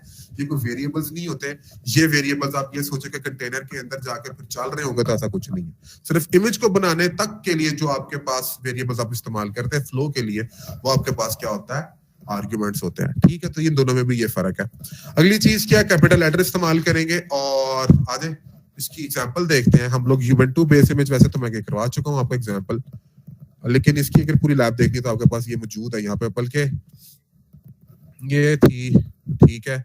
ये 3 फाइल्स क्रिएट कर ले, इन्हीं इमेज क्रिएट करके। ये तो सिंपल कमांड्स हैं। मैं जरा आपको ना ये डॉकर फाइल दिखाना चाहता हूँ इसकी। ये इस कोड में खोल लेते हैं। ये इस कोड में जाके इसकी एक्सटेंशन इंस्टॉल कर लीजिएगा डॉकर की, ठीक है। तो जरा रंग बिरंगी स्क्रीन आ जाएगी आपके सामने, ठीक है, इस तरह की। मैंने क्या लिखा है, मैंने लिखी थी फ्रॉम यूबंटू। यूबंटू क्या है, मेरी बेस इमेज वर्किंग डायरेक्टरी मैंने सेट क्या की, कर दी। उसके बाद मैं कह रहा हूं जी इको, क्या करूं, इको क्या कर रहा हूं मैं इको ये कर रहा हूं कि ये जो कंटेंट है ये एक टेम्प के अंदर इस फाइल में फेंक देना। कमांड रन कर रहा हूं, ठीक है। उसके बाद एनवायरनमेंट वेरिएबल क्या दे रहा हूं, माई नेम, और उसका नाम क्या दे रहा हूं, ये कॉपी क्या कर रहा हूं अपनी इस फाइल को इधर, और ऐड भी कर रहा हूं इस फाइल को इधर। अब जरा इस इमेज को बनाकर देखते हैं क्या करती है ये। याद रखिएगा इस पाथ पर जाकर CMD चलाइएगा। लोकल वाली करवा रहा हूँ उसे, अभी लोकल वाली करवा रहा हूँ। यही तो बताना चाह रहा हूँ कि ऐड लोकल भी करती है और कॉपी भी लोकल करती है। ऐड से आप दोनों काम करा सकते हैं। अभी मैं बाहर से कुछ नहीं उठा के ला रहा हूँ, ये तो दिखाना चाह रहा हूँ। यही तो दिखा रहा हूँ ना कि ऐड करती है ये काम यार। हाँ, बिल्कुल अंदर भी रख सकते हो, ऐसी बात नहीं है। लेकिन पर देखना कि कोड कहां से कॉपी कर रहे हो फाइल के अंदर। अच्छा, फाइल में किसी को कोई कंफ्यूजन, पता लग गया ना सारा कुछ क्या है। ये ऑटोमेटिकली वर्किंग डायरेक्टरी ये है, ये क्या कर रहा है, ये क्या कर रहा है, ये क्या कर रहा है, इसको देखते हैं चल के। बताया सर, मैं बताता सर, अभी देखिएगा आपको समझ आएगी। सर देखिएगा, अभी समझ आ जाएगी। चल लेने दो, ठीक है। आए जी, डॉकर बिल्ड, सर बातें नहीं, डॉकर बिल्ड -t, ठीक है। यहाँ पे मैं अपनी इमेज का कोई नाम दे सकता हूँ। इमेज का नाम देता हूँ जी के माय फर्स्ट डॉकर फाइल, जैसे लिख लेते हैं जी, ठीक है। और डॉट दे रहा हूँ। डॉट का मतलब क्या, जो यहाँ पे डॉकर फाइल पड़ी है इसको उठा लो। नहीं तो अगर मैं कहीं और खड़ा होता तो मुझे यहाँ इस डॉकर फाइल का पाथ देना पड़ना था पूरा। ले सकते हैं, मैं डॉट दिया, ये ले, इसको देखते इमेज बनाता है। फ्रॉम यूबंटू था, उसने कहा जी ठीक है, उठा लिया। उसके बाद उसने ये देखे, एक आज जी मैंने यूबंटू उठा लिया, उसने कहा जी ठीक है, ये वर्किंग डायरेक्टरी टैब सेट कर दिया, ये काम भी कर दिया मैंने, ये भी कर दिया, ये भी कर दिया, ठीक है। और मैंने इमेज बना दी, आप इमेजेस को देख सकते हैं। तो मैं लिखता हूँ जी डॉकर इमेजेस, ये ले।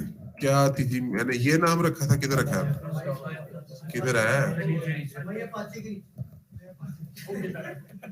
ये, ठीक हो गया सर, ये आ गई। चलो इससे कंटेनर बनाते हैं एक। डॉक्टर नाम IT वो वाला काम नहीं कर रहा हूँ, बल्कि वैसे वो भी कर सकते हैं, उसी से कर लेते हैं।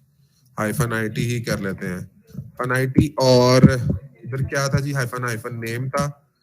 कंटेनर का नाम क्या रखे हैं, कंटेनर 1 रख लेते हैं, ठीक है। और इसके बाद क्या करते थे, इमेज का नाम क्या था भाई, अपाची फिर घूम गया यार।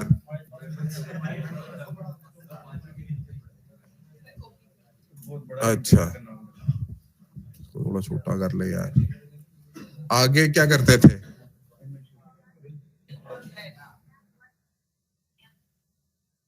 ठीक है।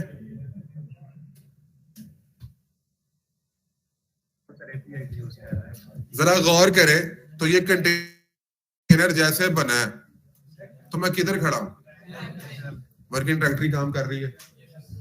LS करें इसे, 3 फाइल्स बनी है, एक ऐड ने बनाई, एक कॉपी ने बनाई, और एक मेरी रन ने बनाई है।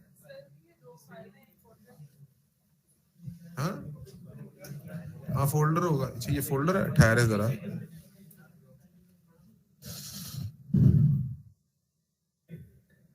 ये भी फोल्डर ही, ये फाइल ही है, ये देखे, और किया है, देखे तो सही। ये देखे, ये वाली फाइल मैंने कैसे बनाई थी, ये रन से बनाई है कि ये जो कंटेंट है वो इसके अंदर जाए, और यही दिखाया मैंने आपको। हाँ ठीक है सर, ओके है, ठीक है। आगे चलते हैं। अगली चीज क्या है मेरे पास, कॉपी मैंने इस फाइल को इधर कॉपी किया था और ये फाइल मेरी इधर पड़ी थी, ठीक है। फिर उसके बाद ऐड वाले काम ने भी यही किया, मैंने बाहर से कोई चीज नहीं उठाकर ऐड से करवाई, मैं इसी फाइल को क्या कर रहा हूँ यहाँ से इधर से कॉपी करवा रहा हूँ उसके अंदर, ठीक है। हाँ पाथ देना पड़ेगा आपको, पाथ देना पड़ेगा। मैं यहाँ पे पाथ नहीं दे रहा हूँ, आप यहाँ से पाथ दे दें ऐसे करके, पाथ दे दें। हाँ वो रह गया सर, वो रह गया। ये था ना, ये बनाया था मैंने क्या कहा था, आर्ग्यूमेंट वाला वेरिएबल बाद में मैं इधर आके इको नहीं कर सकूंगा। अब यहाँ पर देखिएगा मैं इस वेरिएबल को इको कर सकता हूं, इसका सिंटैक्स ये है, ये ले, कॉपी नहीं होगा। वेरिएबल का नाम क्या था, ये था जी सर,